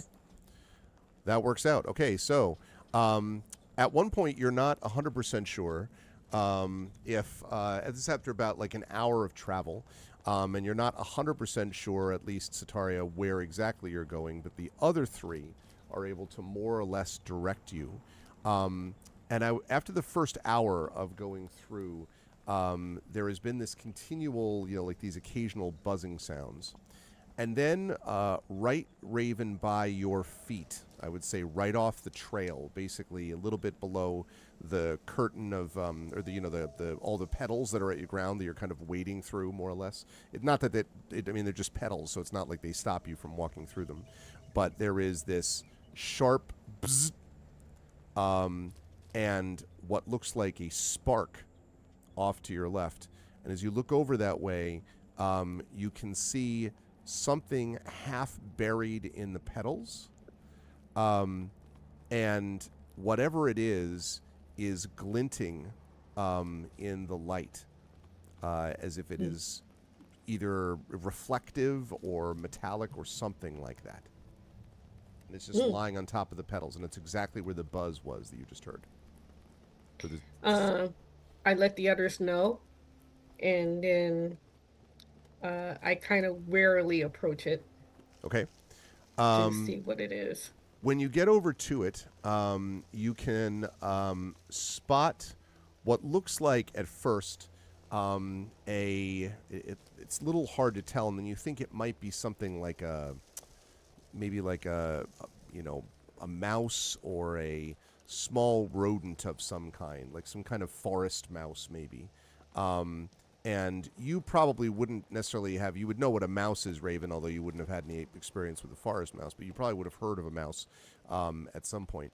This looks like that, except that the body of the creature is charred and blackened. You can see that its tail is the thing that was glinting. It's sort of curled around its body. It's dead, by the way, very clearly. And its tail is glinting and sort of reflecting this light. And right next to it is what looks like a buzzing, sparking cable.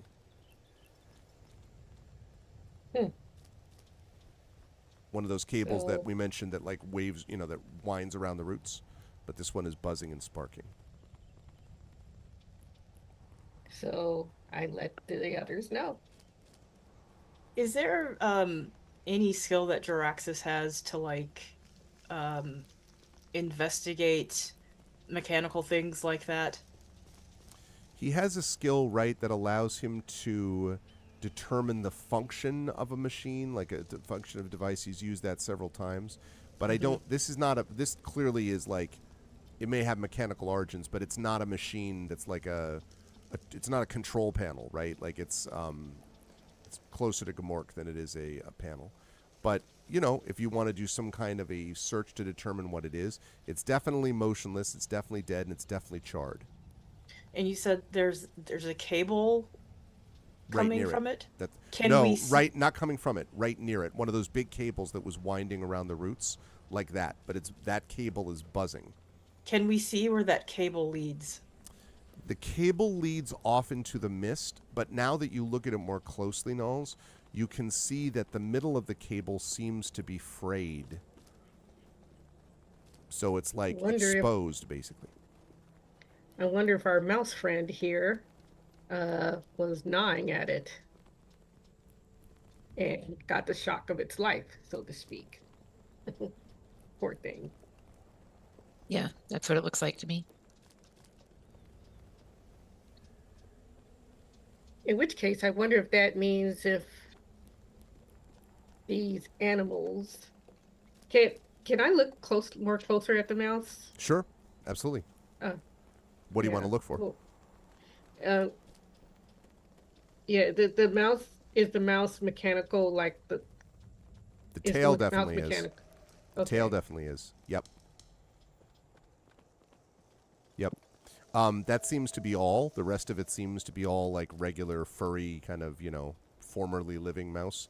But the tail is definitely mechanical, and you can see that the tail is segmented and is very finely articulated. That is to say, if you weren't looking closely, the tail has so many segmentations that it looks like it would curve just about like a normal tail.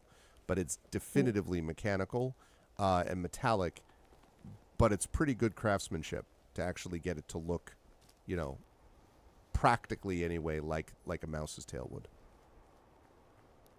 What is the point of all of this? Well, it seems like it wouldn't be a creature that is doing a job for someone, because then they would have it not eat other parts of their equipment. So it escaped, but all the animals we've been seeing, it seems too many for escape. So what Elsie was talking about, the change or something. So maybe there's so much magic around that it just like changes animals without someone doing it on purpose because they're around. Is that possible, Elsie? And LC smoothly pops up in the hologram and says, "It is. I don't have much knowledge about magic per se, since it means so many different things to so many different people.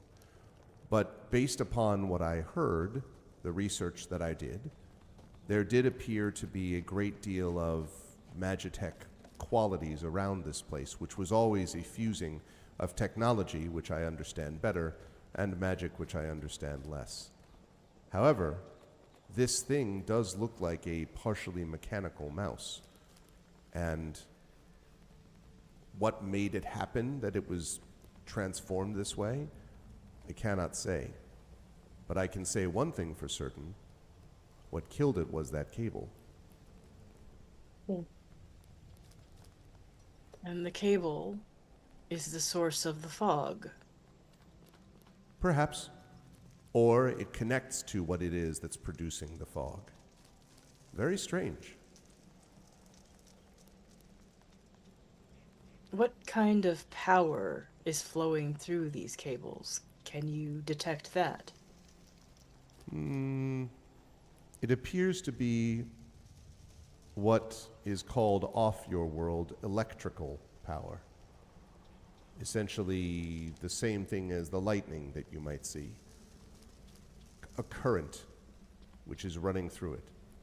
What I don't understand is why you would need cables with electricity in a forest. Is it possible to shut the power off? Not from here, I would think. These seem to be cables connected to some much larger machine.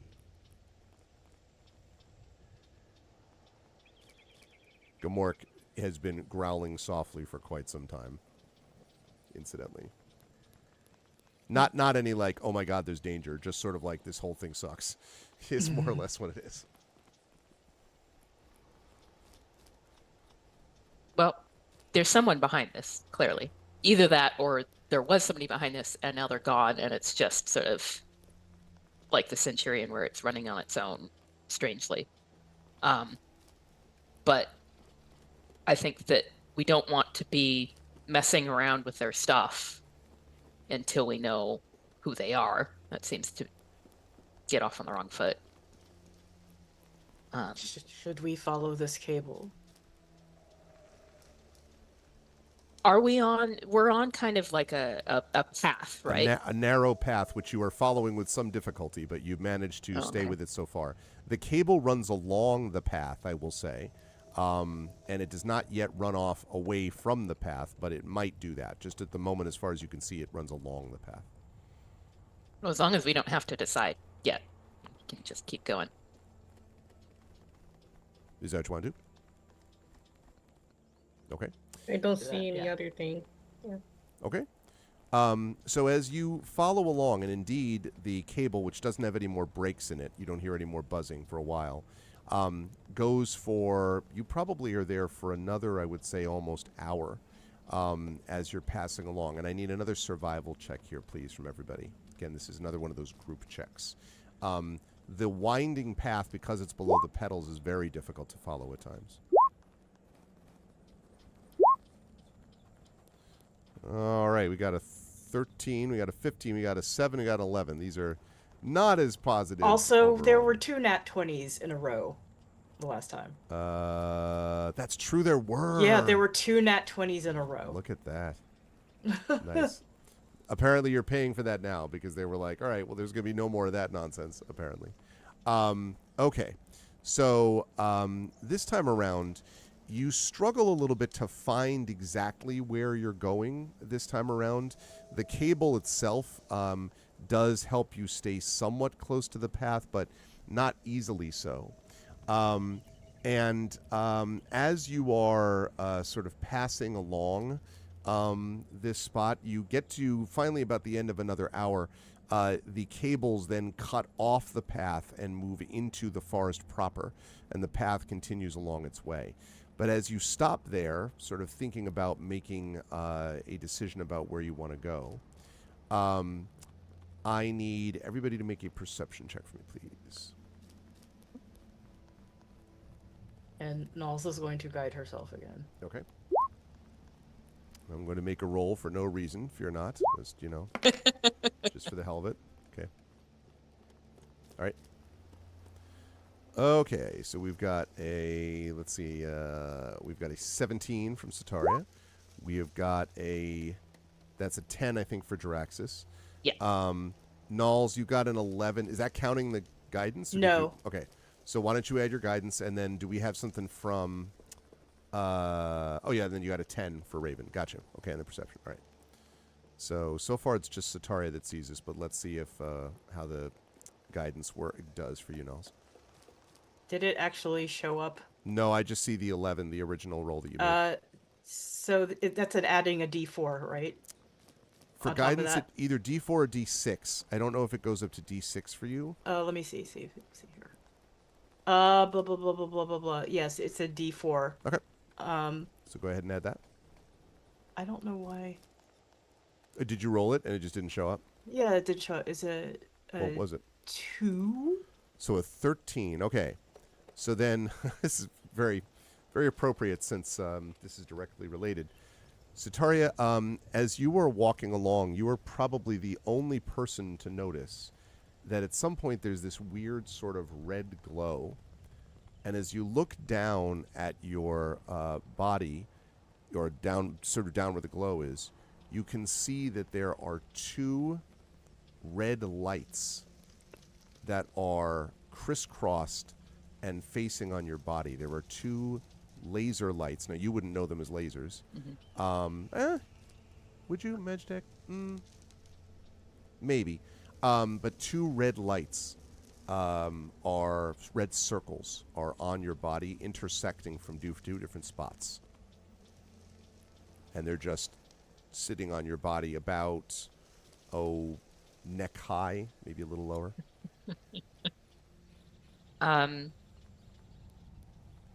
I think I'm sort of weighing Magitech kind of because, me with my knowledge, I would stop immediately. Yeah.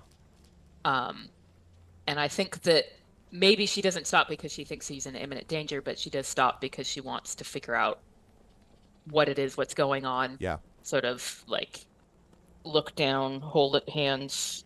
Which all the what's rest going of you on. can see too when you do that. At which point you all would notice there are these 2 lights. And Raven, you definitely know this to be, these look like laser sights. Mm.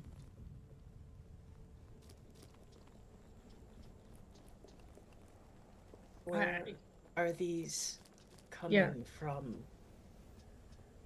Elsie, can you Yep. see where they're coming from?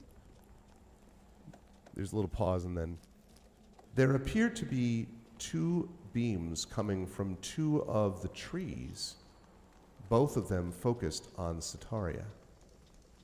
Which trees? And there's one to the right side of the path, one to the left side of the path in front, and then sort of describes a little bit. And you can see you could trace the beams. Like, if you want, you could follow the beams back up to where the trees are. It's not very far from here if you want to do that. However, you would have to walk up to the trees to do that. In the meantime, Sataria does have 2 laser sights on, on her neck. So I don't know if that's a concern for anyone or not. But Am I close enough to use thunderclap on the trees? Oh, no, sorry. Thunder wave? Thunderclap. Thunderclap. Yeah. Yeah, I mean, the path is pretty narrow. I mean, it's probably maybe 10 to 15 feet wide. Okay. So you could do that. You just have to think about, like whatever the effect of a thunderclap. But yes, you could do that. So, okay. So it's within 5 feet. But I can target one thing, so it would not hit It wouldn't hit Sataria both of if them. Oh, I'm sorry. Yes, that's true. You could Yeah. set it up so it wouldn't hit Sataria. Yes. Yes. So I'm gonna aim at one tree and then aim at the other one. Okay. Now the Okay. lasers. And then, Go ahead, Raven. in the meantime, well, I just was looking. I have this thing called Aegis, Right. but it's only for myself. Yeah. So it won't. No, it's won't almost like a say. second skin, honestly, Raven. Yeah, You wouldn't be able okay. to, like, yeah. Nulls, the one thing about the thunderclap, though, you said 5 feet because Yeah. these lasers are coming. They're definitely farther off than that. The lasers are probably a Oh. good 40 to 50 feet off in each direction. 40 feet left, 40 feet right. So it's definitely not that close. So could I use? Could I use Thunderwave without hitting Sataria? Probably not. You could go to where Sataria is and then do it from Sataria's body, like right next to Sataria's body, and then the thunder wave would go out there. But it would only go in the one direction, right? Like Okay. one side of the path or the other, and it would hit anything else on the way. Cables, mechanical mice, like whatever. Okay. So Well, okay. Here's what I'm gonna do. I'm gonna use Blade Ward on myself. okay, And then I am going to go up next to Sataria and use level 1 Thunder Wave. okay. Can it hit both trees or just one? Just one because you have to face one side of the path or the other. I don't think it's big enough to capture both. All right. Okay, I'm going to use level 1 Thunder Wave. Okay. So Sataria, while they're doing this, what are you doing since you've been standing here like this, like looking down at these laser lights? So I was just looking at, I do have shield as a reaction if Okay. something happens. Okay. And I think for now, knowing that she has that as a reaction, what she's going to do is sort of be like, "Hello, I'm a healer. don't have to worry about me. We're just traveling, looking for somewhere. Okay. So you do the. So you say that Knowles walks up, and the thunder wave happens, and there is this sound of a. There's sort of a clicking sound, and then a, as if something metallic has hit the ground, and one of the laser sights disappears. The one that was Okay. coming from this side of the path, and something, not far from you, Knowles, like I said, maybe 30, 40 feet away, still somewhat visible, even though there's mist and everything, is where the red light was coming from. That red light's now gone, and something hit the ground near the tree where you were aiming your thunder wave. Okay, so I'm going to aim Thunderwave at the other tree now. Okay. When you turn around and do that, same scenario. You hear a kind of click, then a smashing sound, and then, and of course, this rumbles, it echoes throughout the entire forest. Like you can hear this, and below it you say, "Come find us. We're here." No, I'm kidding. It doesn't do that. But it does echo a little bit, and both red lights are now gone from Sataria's neck, and in both cases, something fell or smashed or something that were near each of those trees that you hit.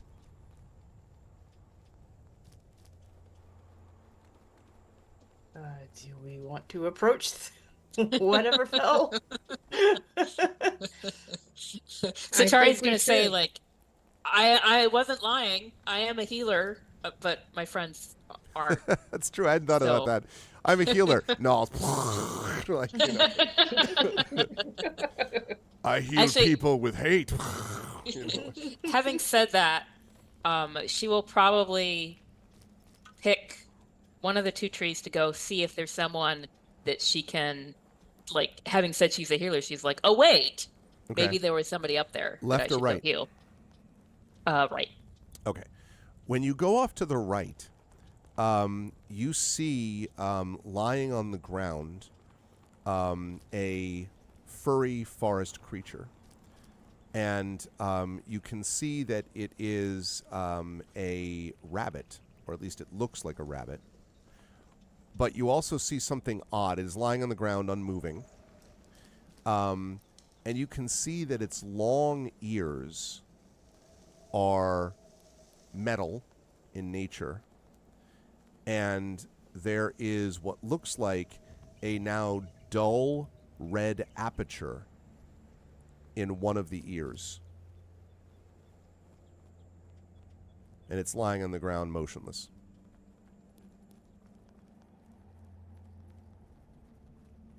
So the rabbits were threatening us? And there's no other, like, person who was wielding them? Not that you see. Wow, okay. I'm not going to bother talking to them next I mean, they time. could have, maybe somebody did and ran away or something, but there's not anything here other than the rabbit. What is that red aperture in their ears? Well, the red light came from somewhere, right? That's Or is it Satari's controlling understanding. them, maybe? Were they being controlled?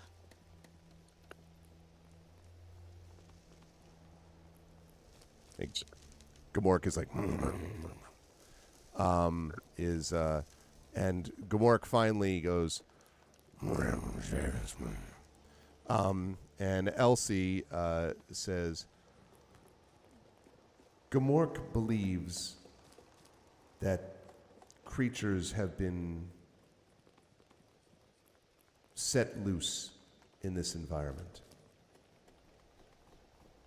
Perhaps they escaped, or perhaps they were driven away. But he believes that these creatures are part of this place. He also said that he hates machines. Is this... But are they? What? So then Raven says, are they fully machines? Or are they organic animals that have been amplified with machinery? And Elsie says, these appear to be hybrid creatures of some kind. Much of these bodies seem to be organic in nature, but not all of them. Whether they are experimented on or created, I cannot say. Again, to what end? And why let them all loose here? Is this some survival of the fittest experiment? If Well, this I here- want to know why they were threatening. So are they following somebody's orders, or do we have to not piss off bunnies as we go through the forest? Like, if it sort of happened to them and now they're independent, why were they worried about us? Like, I'm worried that I don't know how to not piss off bunnies. Well, hmm.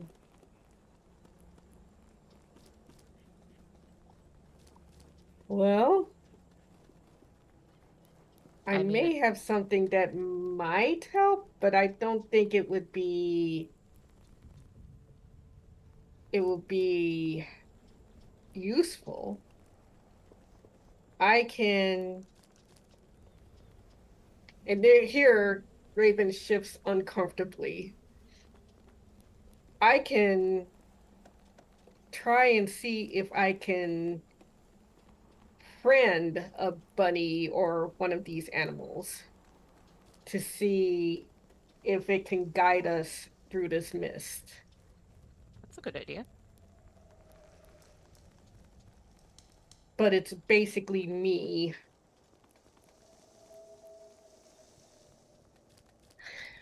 And here she stops and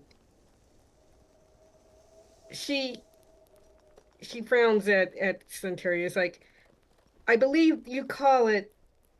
I believe you have something similar in your magic or whatnot called charms. For Mm. me, it's called friends. So I don't know how long it could work, but I can give it a try. What you need is a familiar, because one of these would be an amazing familiar. Anyway, no, that's beside the point. Purely academic. I mean, At you could that, find Raven yourself a shudders. familiar. Raven shudders at that in terms of like, I am never using an animal to force it to my own will. They're not slaves, they're like a friend. They're companions. Mm. Gamork is not here against his own will. In the meantime, when you look over, you notice that Gamork is now on the other side of the path and is nosing something in the same spot where you thunderwave Nulls and something else fell, like in the same spot, and is growling softly as he noses something on the ground. Okay, well, let's go see what that's all about. Is that a bunny or is it another vermin? It is not a bunny. It is a snake. It is curled up, coiled up, I should say, and motionless. But the entire portion of its body, all of its body, seems to have on the top of it metallic scales, and below a normal green-brown snake-like body. But on the top of it are these metallic scales, and in the front, at the edge of its tail, you can see another one of those red apertures, which is now dull red and not glowing. And you can see Gamork, his nose wrinkled, is kind of like pushing at this thing, and then growls softly to himself. Is it possible to take the aperture off of the snake? It does. You might be able to, because it looks almost like a red crystalline, like a red crystal thing. You might be able to pry it loose. You could give that a shot, Nulls. Yeah, you're not sure if Okay. you can, but you could try it. Yeah, I'm gonna try that. Okay, so let's see. I would say that would be like a sleight of hand check. Okay. Would be the way to do that. If you have that, if not, just sort of a straight dex check. And I'm gonna guide myself and sleight of hand. I can't see what that was. That roll was. It was a 10, so let me. Yeah, I see a 10 so far. Yep. It's 11. Yeah. It's very hard to pry loose. You're not sure if you have everything that's necessary for it. You think it's possible for it to be done, but it's not going to be easy to do. Can anyone remove that red crystal there off of the snake, or even the rabbit? I can give it a try. Okay. Give me a moment here. What am I using for?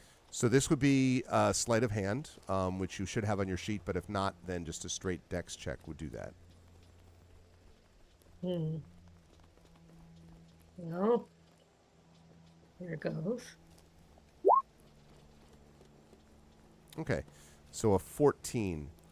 Very close, Raven. You can't quite get, if you've ever tried to pry something loose. Like if you were trying to pry an eraser from a pencil, let's say, like an old school pencil, you would have to you're trying to dig beneath it and you can't quite get under it. You kind of feel like it's possible, but you're not quite there. Can I use medicine? Actually, Draxus might have. I'll come back to that helpful, medicine too. question in a minute, Satara. Okay, you're going to try. So you want Draxus to try? Yep. So Draxus, you want to give it a try? Draxus, stop taping. Ooh. Stop videotaping the. I'm I trying- mean, he's You would He's like got a- me to try to remove the little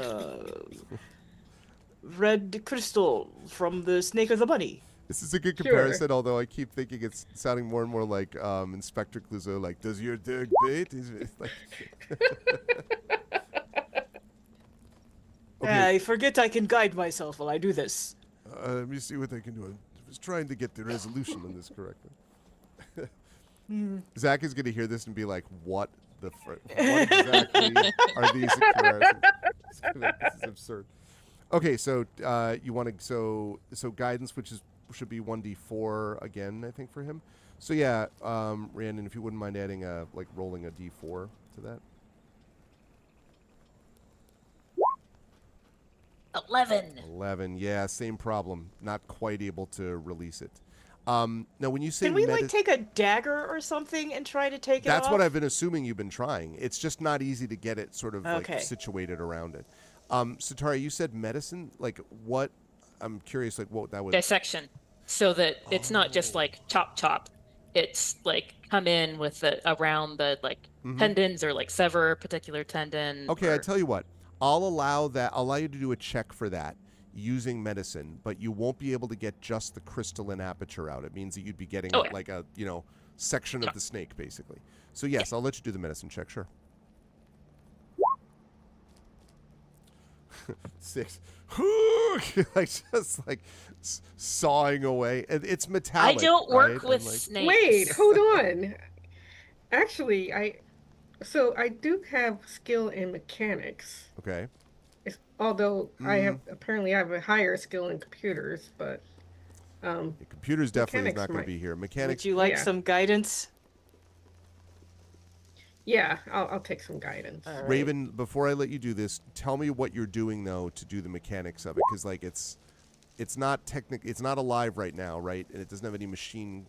There's no. What are you using mechanics for? I guess is my question to get this aperture off. Oh, that's a good question.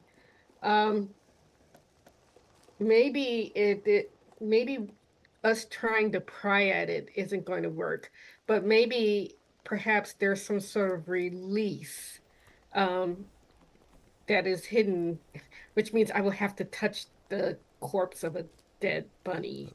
But You're going to do the bunny or you're going to do the snake? I mean, I assume the snake is getting kind of grody at this Oh, point with everybody yeah, at it. the Pretty snake grody. is getting kind of grody. Yeah. So I would actually go back to the bunny because Okay. that's more intact, and it has. If I could search for a sort of a more of a catch release valve. Problem, Raven, is that when you get back to where the bunny is gone. Oh. Snake it is. Ew. Bunny is vanished. I actually find that more worrying. I thought What you happened would. to the I mean, bunny? where's the bunny? Where's the bunny? Where did it go? Can Gamort track the scent of it? Like if somebody picked it up, could he smell it in their hands? You could ask if you want. If you want Gamork to do that. Gamork sort of growls, and Elsie explains that Gamork is struggling to track the scent over the very strong scent of the flowers all around you, so having a hard time picking up on that. Okay. So Gamork also very unhappy about this turn of events because it is very weird. Is the snake still there with us Yeah, standing because around you're it? standing right. Yeah, like the snake Okay. has not moved. Yeah. We might as well just try to get it off of the snake since the rabbit's gone. So you can do the same mechanical thing you want Raven for that, with like the release and all that. You could do that if you wish. Okay, all right. And we'll do guidance. Okay. Okay. Please let that work. 18, and then you're going to do the guidance on top of it. Sure, why not? Okay. Oh, what is guidance? Well, that D4. would be. And actually, Oh, I think, D4. yeah, D4. Mhm. Yeah. But is that high enough? Well, let's maybe put Okay, your best no. foot forward and then decide. No, before I I'll do tell it. you. I'll do a D4. Okay. Okay. So 21. Yeah, as you're sort of reaching around, you do in fact find what is essentially a flap through one of the scales, and as you sort of work it back and forth, you're able to finally pry the little piece that has the aperture on it off, and it just leaves you with this sort of scale, and then the red crystal with this dull red crystal in the center of the scale. The interesting thing is there is a very tiny set of wires that seems to lead down the snake's back and interwoven into the plates, like the metallic scales on its back. And yeah. So Raven's going to hand all of this over to Knowles, and then she'll be like, ugh, and like actually drags her hands on the pedals and all that. Okay. It's like, Elsie, ugh. Jiraxis, can you explain what this is? It would appear that is the source of one of the laser beams, which was several moments ago directed at Sataria. What I am surprised about is it is very small to have produced a laser light that intense, but it certainly seems as if it was designed to make targeting easier. So, the animals themselves were the weapons. Or the conduits. Jiraxis Well- is still fiddling with his camera, swearing about 1080p resolution. Well, I think we know now why they let all these animals loose in this forest. They are the protectors, and we are the trespassers. Gamork growls quietly. Which we totally are. I mean, Means So we the can't idea is- reason with them very well, or at all. but I also find it interesting in that there hasn't really been any serious harm towards us. Like, you would think that there would be like guns or some sort of traps or something like that. It's been more surveillance than outright attack. Well, as far as I understand them, the people of Eviseria prefer just to not be bothered. And if you don't start none, won't be none.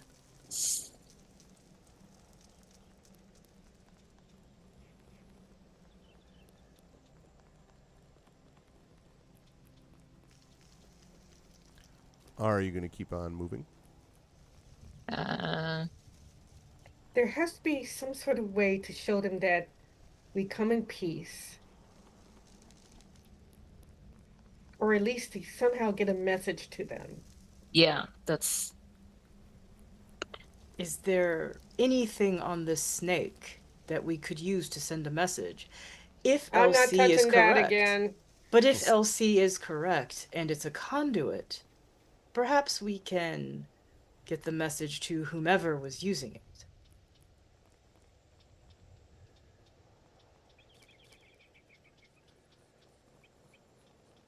well. It, would we recognize it if we found it? I mean, I wouldn't, but Unless what I can do is if we find another of these creatures alive, I can make friends with it and ask them to pass on a message for us. that's right. I like that plan. Now, we could have Gamork track one of them if we can get rid of this aroma around us. How are we going to get rid of so many flower petals, though? I mean, pick Well, them again. I do have access to Wither and Bloom, which would get rid of the flowers. That's right?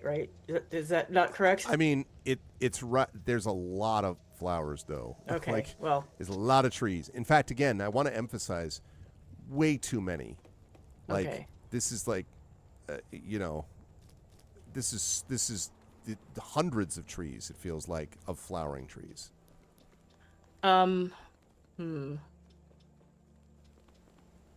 How would we get rid of the smell of all of these flowers?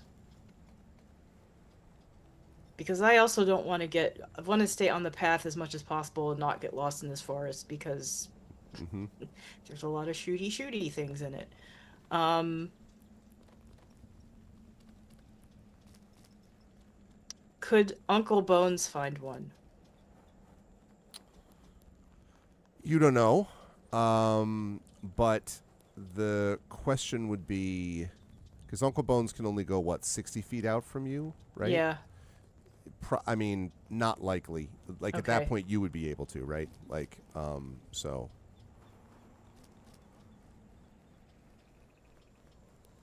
But you could make, if you catch sight of them again, possibly.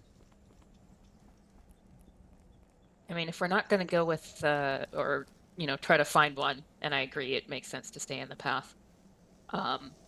Maybe we should forge onward, and then when the lights pop up again, we try to get one of those for Raven to charm.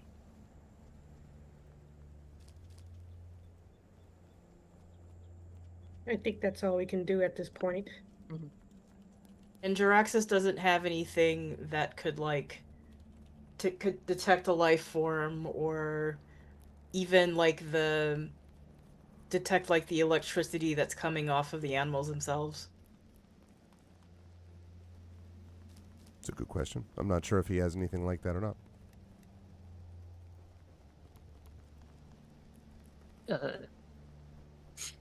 Probably It's an not, unfamiliar obviously, character so. sheet, so I don't, Yeah. and especially when we need to be rapping, I don't Yeah, think exactly, Yeah. exactly, yeah. Okay.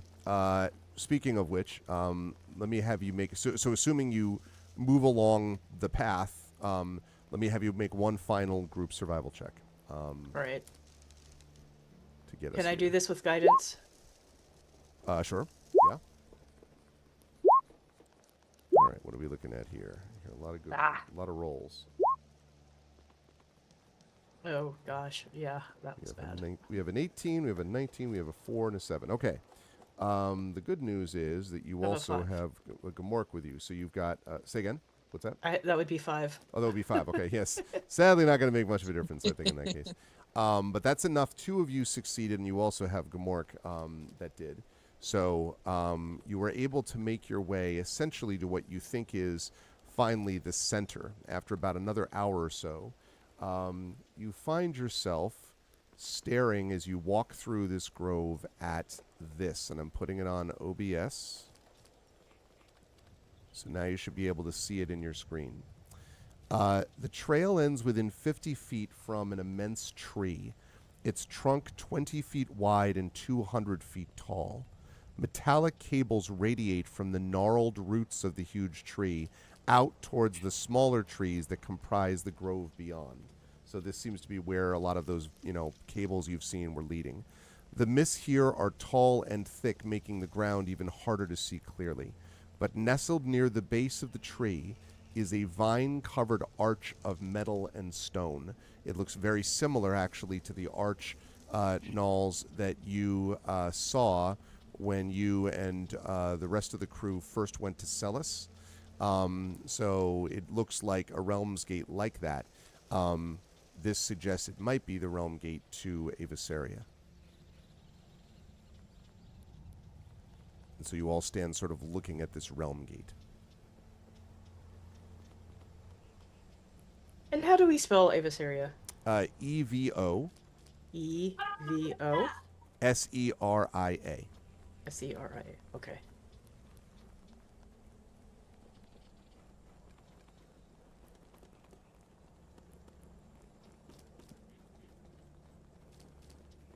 What do you folks want to do just before Well. we close up? I guess we're going in. So you're gonna head into the Realm Gate. Yeah, Yeah, and so- Jaraxxus, of course, will go first. Well, it looks like this is the only logical path we have here, so let us jaunt forward. As you take several steps, as Jaraxxus takes several steps forward, a crossbow bolt whistles by his shoulder, and suddenly emerging from next to the tree, first of all, you see a figure with a familiar mask. You might remember what this mask looks like, actually. I don't know if I have it here or not. I don't. I won't bother to take the time now.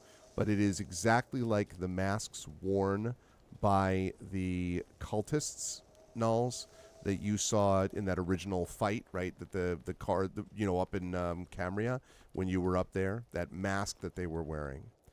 And next to this one with his crossbow that just missed, rising up out of the mist and the fog, is a massive creature of green leaves and branches and cables.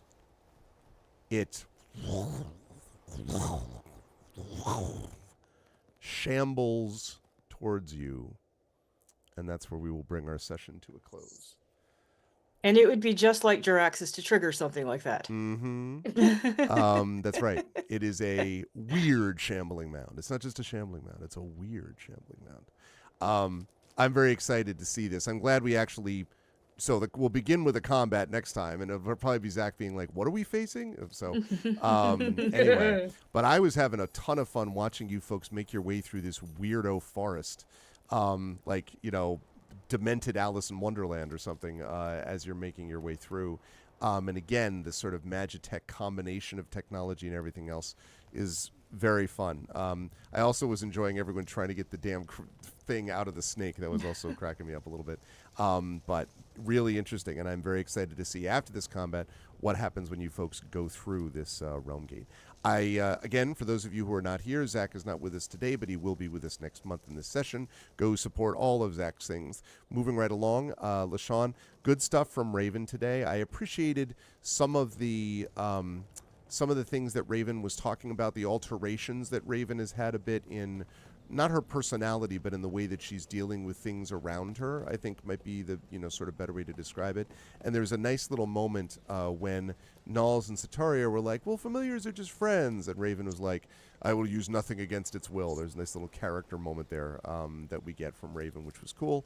And then also, Raven is going to be kind of important in figuring out some of the more dexterous tasks that may be facing this party.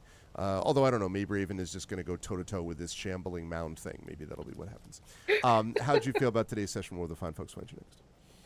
Well, this was fun. Yeah, Raven took a little bit more. She did more. She's less passive, more active. But that could also mean that she's kind of in some places that might be familiar to her. So we'll see how this goes. I don't know how she'll react seeing a giant bush coming towards her. So we'll see how it goes. But Yes, yeah. I'm excited for that. Where can the fine folks find you next, LaShawn? People can find me on Facebook. Um, they can also find me on Blue Sky under T-Bone Jenkins. I have a Patreon and I have a blog called The Cafe in the Woods. So yeah, people can just find me there. Good stuff. Thank you, LaShawn. Looking forward to finding out what Raven gets up to next month, as always. Moving right along, Toya. Good stuff from Knowles today. I definitely enjoyed the conversation where you're introducing Elsie to Gamork, and Triff had pointed out, like, you successfully manipulated Arv into having a discussion with himself. I'm like, yeah, like, you know, like the DM playing NPCs, two NPCs against each other. But it is going to be interesting to see these two creatures sort of played out against each other, and I was curious to see how everyone was going to react to that news about Gamork being in pain, how that was people were going to play off them, since you've all gotten very protective for good reasons of Gamork. I was curious what would happen there. And then obviously this weirdo dreamscape-ish style, you know, grove of like mechanical creatures. The more we play this, the more I keep thinking about the video game Horizon Zero Dawn, which is basically this, or even creatures in Black Panther, you know, in Wakanda, where it's like there's the rhino is like half mechanical, half not, or whatever. I am an armored. So I'm very curious to see how Knowles reacts to some of that as she goes through, because, you know, this is a strange place, and Knowles has very distinctive memory of some other strange forested cable places that she's encountered before, I would say. How did you feel about today's session? Where will the fine folks find you next? Yeah, so my internet decided to get wonky right through all of that, but I got most of it. Okay, So okay. if I start Okay, that's breaking fine. up, yeah. I This was really different, I think, than a lot of other sessions. And I don't mean that in a bad way, but like there was a lot of investigation in the forest trying to figure out what exactly was going on with the animals, and I don't remember us encountering creatures like that before. Mm-hmm. You know, like we had the wolves, of course, with Gamork's pack, but they were, you know, very obviously attacking. And then you have like this not passive aggressive, but very defensive measure of the lasers coming out of nowhere. And that was really interesting. And it's like, okay, are these animals doing this of their own will? Are they being used by someone else? So that Mm-hmm. was really fascinating. And yeah, I'm interested to see how the Elsie Gamork relationship grows or does not grow, because they both distrust each other right now, Mm-hmm. to a certain degree. And it's not surprising that Gamork does not trust us completely, but like if that gets better and if Elsie can ever truly understand what she just seems very befuddled by Gamork's everything. Mm-hmm. But that was also very interesting about the pain that he was in. And I think way back when we knew that, like when he first the apparatus exploded and he lost his eyes Mm-hmm. and his sight. But it was good to be reminded of that, and I'm very curious to see if he will accept healing at some point.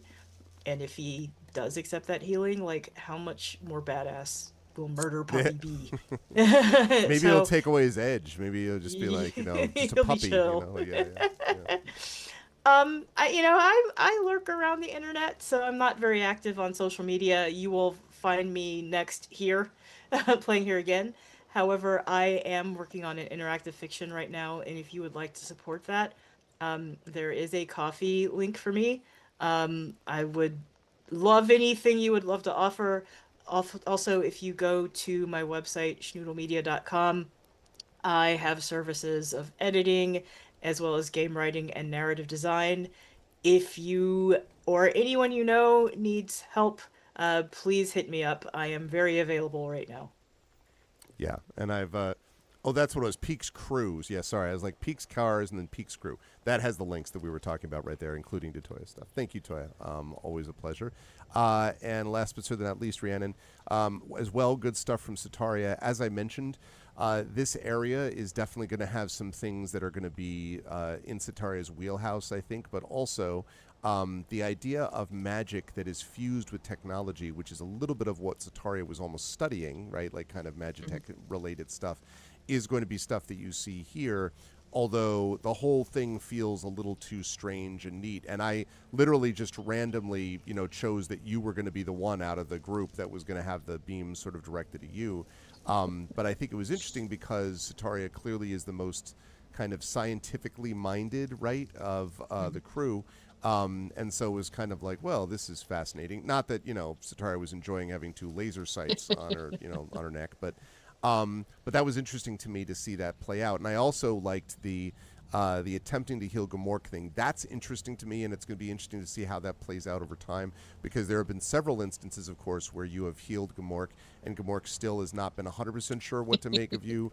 And part of this is, like, you all got to want it, right? Like, Gamork is very, like, not a wonderful bedside manner, as we were talking about with you, but not a wonderful bedside manner for Gamork either, regardless. But either way, it's going to be interesting, I think, to see how Sataria kind of plays into this stuff as we go further along and tries to navigate this strange magitech forest and what lies beyond it. How did you feel about today's session? Where will the fine folks find you next? It's great. I guess we learned that like when Dr. Draxus isn't around to sort of like focus Sataria, she'll just like walk into things, which can be good or bad. Yeah, with Drax is just following along. Oh, yeah. Well, because usually she's following him because like he does seem like he's going somewhere, and she's like, "I'm with you." Yep. Yep. So people can find me.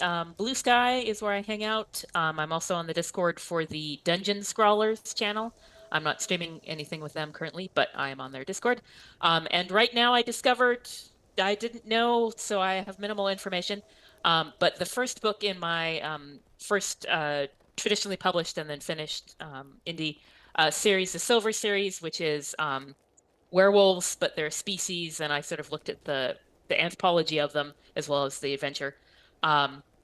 So Silver is the first book in that, and the ebook is currently on sale for $2.99. Hey, good stuff. And I think it's just in the US. I looked around, and then also just on Amazon right now. Maybe hopefully the other stores will pick it up. Tarnish, the second one in the series. If you like it, you can get the second one as well. It's also $2.99. Very cool. Thank you, Prince Justin, for putting that link up there right now, so you can see all that. If you are interested in that at all, or like what this Rhiannon, what does she write? I urge you to get those while they're on sale. Awesome. That's very cool. Yeah, then you should definitely do that. Rhiannon's an excellent writer, so you should do that.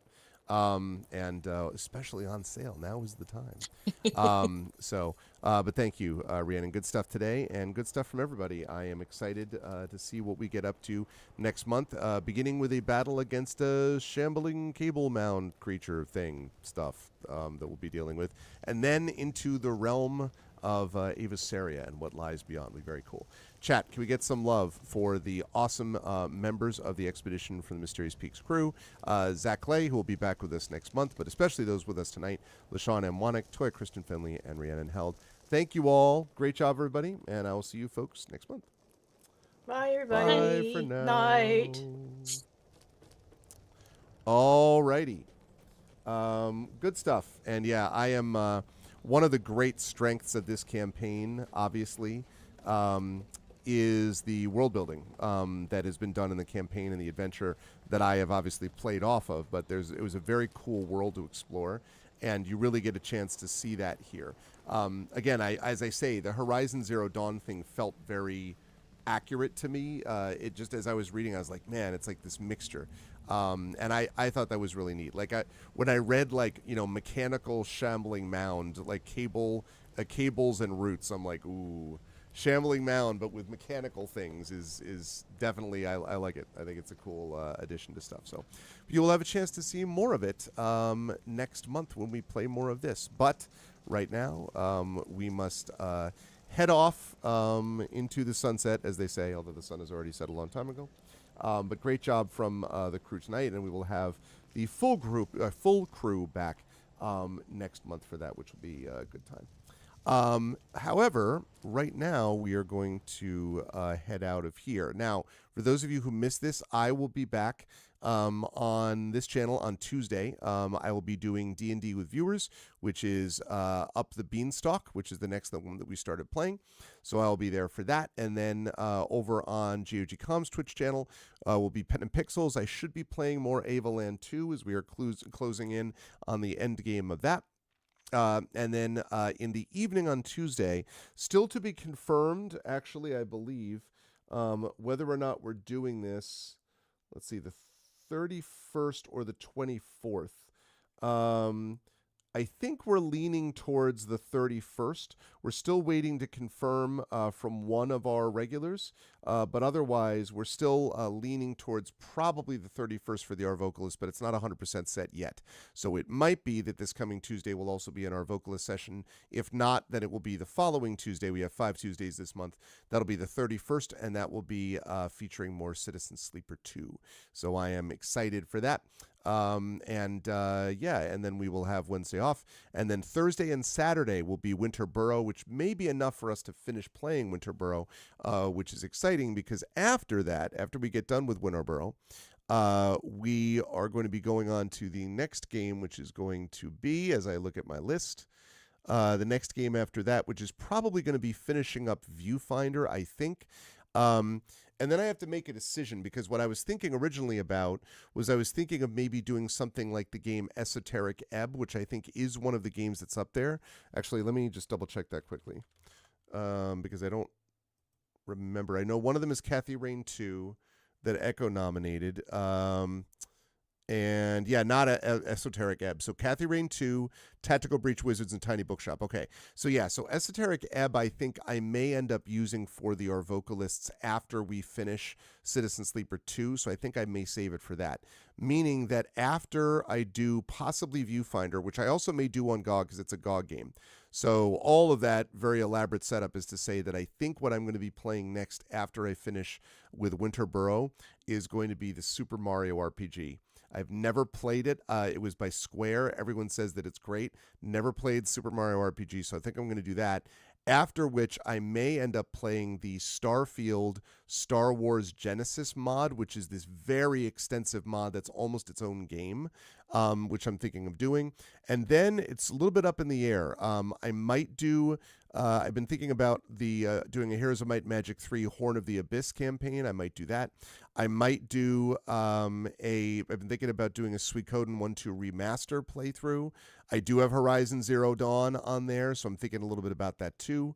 So there are other possibilities that I haven't totally, worked out in my head yet, but at least we know Winterboro, and then there's a good chance Super Mario RPG would be the next one that I would play, which is going to be fun. So I'm looking forward to that also. So yeah, that's what we're looking at in terms of schedule. Yeah, I love Heroes of Might and Magic so much. That's what we're looking at. But now it is time for me to rise up on out of here. But it is not super. It's not super late, but the time has come because I do have some grading I have to get done tonight as well. If you like what you saw and heard today, I hope you will follow the channel. I hope you will consider checking out our YouTube. We had a few people watching over on YouTube today, so thank you for that. ! ArfTube. I had some more people making comments about my Shadowgate, my Beyond Shadowgate playthrough. Please do subscribe to me over there. It's free for you to do that, but it really helps us out. ! ArfTube. Discord is ! ArfCord. You can hang out with the Arvanauts in between streams. Blue Sky is ! ArfSky, where you can follow me over on the microblogging platform of choice at the moment for me. And the website for this, arvaneleron.com. Financially, ! ArfShop, ! ArfTrayon. That is the Patreon right there. Trying to get that back up into triple digits. We're going to be trying to revamp that over the next couple of months when I get some free time, he said with a laugh and a sob. But very cool stuff that you can get for yourself and for the channel, so please do that. Same thing with subbing to the channel. You get those custom sub badges and emotes to use here, there, and everywhere across Twitch. So that is always helpful. We would love that very much. Let's see. Then on the publishing front, ! Icarus, my graphic novel from Athos Arts. ! Library is my Tales and Tomes, The Forbidden Library. That's my 5e adventure and sourcebook from Alligator Alley Entertainment. And ! Gray Shade, that's my Gray Shade IP. Gray Shade Renegade and Heretic, the Gray Assassin Trilogy, available from Athos Arts. Award-winning, critically acclaimed. You can also get the audiobooks of all 3 books, Gray Shade, Renegade, and Heretic, right now from our very own Trent Sparks. And you can pre-order the tabletop role-playing game of Gray Shade from our very very own Brandon O'Brien, The Rising Tides, coming out from Alligator Alley as well in the next couple of months, so you can get that there too. And so, yeah, please do all those things because that would be awesome. And as always, BLM, Black Lives Matter, important to affirm and assert the significance and importance of Black lives. Help Now, the World Health Organization page on suicide prevention. Important to reach out to others when you need help and reach out to others when they need help as well. And Ukraine, Ukraine, to help the people of Ukraine as they fight back against an illegal war with bravery and courage, and send the message that we'll do so for others in that situation in the future. And again, as I've been saying, thank you so much again. Much love and support and care to the people of Minnesota and specifically Minneapolis as they continue to fight against federal occupation and are winning slowly, but are winning against incredible odds and are doing so in inspiring us as they do so. So much love, prayers, good thoughts, and so forth coming to those people. I want to thank everyone who made this an awesome stream tonight. Thank you to my wonderful mods, Prince Justin, Shadowed Mage, Triffity Mats for being here. Much love. Great work as always. Best mods in the business. Thank you as well to my Patreon supporters and subscribers, Prince Justin, Shadowed Mage, Triffid, Nonstop. And thank you to my wonderful viewers. Thank you to Jagtris. Thank you to JLC. It's good to see you, JLC. It's been a while, but I'm glad that you are doing okay. Thank you to RS Orden, and thank you to Wispy Song as well, who stopped by for being here. And special thanks tonight to the amazing crew of Expedition for the Mysterious Peaks. Thank you so much to Rhiannon Held. Thank you to Toy Kristen Finley. And thank you to LaShawn M. Wanick. We'll have Zach back with us for that next month. But that's going to be it for us. Thanks, everyone, so much. And I will see you, lovely folks. And remember, one other thing I did want to mention, sort of very quickly, if you were in the New York City area, don't forget about this.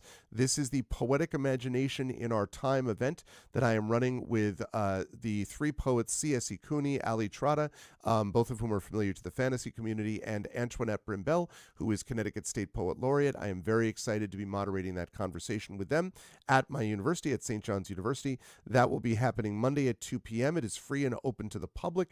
We're going to try to live stream it, not on Twitch, but via university channels. So we will try to do that. And if so, we'll try to post links if we can. But it's really considered an in-person event first. So if you're in the New York City area, would love to see any or all of you there as you join us. That would be great if you're able to do that. But that is going to do it for me. Thanks to everyone who made this an awesome stream tonight. And I will have a lovely Sunday. Also, go Huskies, both men and women. And I will see you lovely folks back here tomorrow. I'll see you lovely folks back here Tuesday for as we continue on with D&D with viewers and Up the Beanstalk. Until then, everyone enjoy the rest of your weekend, and everyone please be good to each other. Much love, and bye for now.